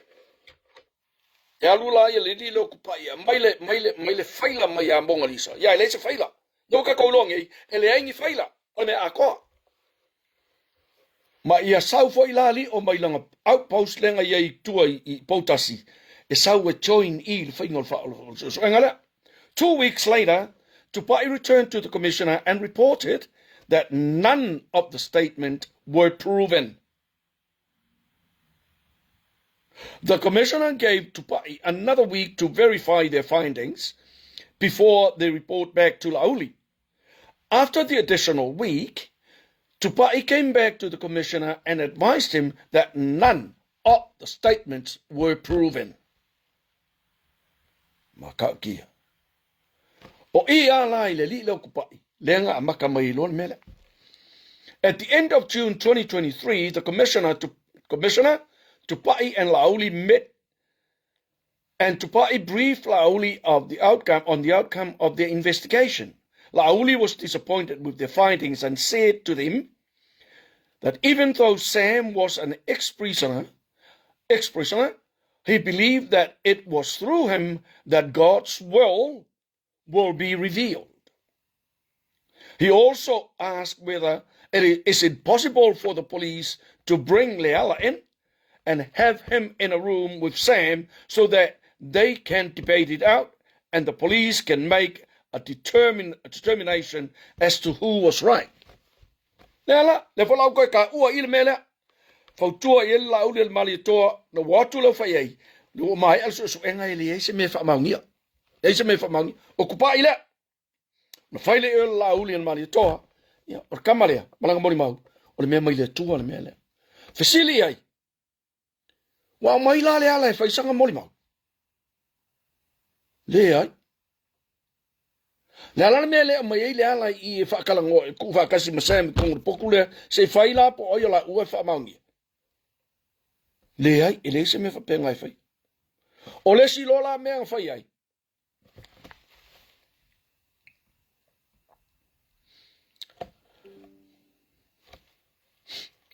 The commissioner informed Lauli that the police cannot proceed with his request as they want to protect themselves from any lawsuits. He also suggested that Lauli proceed with a private prosecution of this matter. Lauli did not want to proceed with that option and asked the commissioner to continue to look into the statements of the witnesses. The commissioner agreed before they left. As soon as they left, the commissioner directed Tupai to remove the witnesses from Lynn's motel. Ya? Ola fa makal fa umai o I lela tatuanga e tu ai ile dismissing o lio le pisa mai ai kanga kai le fia ma maofo le ko mfain ko alu di o kong la lela ka ku fa solo ku le termina lela file tribunal aleo ile to fa le li o le tu ia malela to fa una fai ai mol termina la ngalea ua la afarfa ya e fai ni le mako pre-meeting on mato e kalesia ke fialula fialu sa ungi le mako pre-meeting fa mole lo to ia malo to malu ai fa tele lo to mafuta mai il tato fa so ile nei taimi e fa wa pela tato tala no anga ile mele o kele vai e fa ilo atu lo to ia malo to malu le li poti le ale tama tai fa masino ilana fa unga le wa au mai fa unga tusia le o tato ilone le o to si la fia ma o ilo e mai lava ile amatanga mesalo pele uma le vai yaso mua mori mau a o si la fia le tama tai fa masino le tu le fa yo o si la le tama tai fa masino I mori mau nge e fai aku wana si la fia e kinge ya I mori mau nge e contradict moli mau ma le fa maoni ma pepelo ele ai ni fa mau maunga O lona winga la, e le o kangaka ye ko aongo le fau. A o ila, i le mea kelele, le iei le mea le o le fau. Conspiracy and fabrication and perverting the course of justice. Le mea ngā le kua, o le mea le ngā, o kusa le leo koki le ngā makanga luenga o leo Samoa. O le matanga luenga o leo Samoa, o le matanga luenga o lea numela tasi le lalolangi atoa i le mea tau conspiracy, mea tau fabrication, ma le mea tau perverting the course of justice. E numela tasi ai la Samoa i le mea na. And that's not anything to be proud of. That's not something anyone in Samoa can be proud of. Ya na fa fen kako femi kai ngai ko inga me kuma wa lalo fa penge. O ka ngaka ngai o le fa ngolango i le tunu mo le saunga le mua le tunu. Ai se fa uka la ia i le mele alu le fa ngi kongo le mtanga luenga o leo. No. Ona ngala o tatou tilo i fa unga le fa msinonga le. Ka kitkele fa unga fa msinonga le. Wa tatou I loa ai. Ele ai o la esi nga sila fia level te mai tai fa msino. Le makau ki o le mele fa I leo. Yo. Na sila fia le al te mai tai fa msino. Le makua kau mawhai o leo ia na Utah le whale ata outpost. E ngā ese le ingo o Jeremia. Mai ala kou ianga whai ngā luenga I pōrea. O lona winga, e iai le mea nā leina nau leo. Ia aua lava, na I tā ua le ingo o Jeremia na lātou whai ngā luenga I pōrea. Aua. Aisea, e iai la le mea nkupu. E iai la le mea na afia ai Jeremia. Le ngā lainga le maanga ngā ole ka ule ingo Jeremia. O le mea lava lea e tasi, ngā lainga whaasola Jeremia I kukuila. O le mea lava le ngā e kasi, ngā lainga whaire kong whaasola lo Jeremia I kukuila. Lea wa au mai ia te mai tai whaamsino. Ngā makua fuli leo ia sa iutai ma sa whainga ruenga mai Jeremia yuka I waikele. Esele ngo Jeremia mai ala tu enga ina whai taimi I le pō ma le taimi e o tai au le na tu poel whaalawe.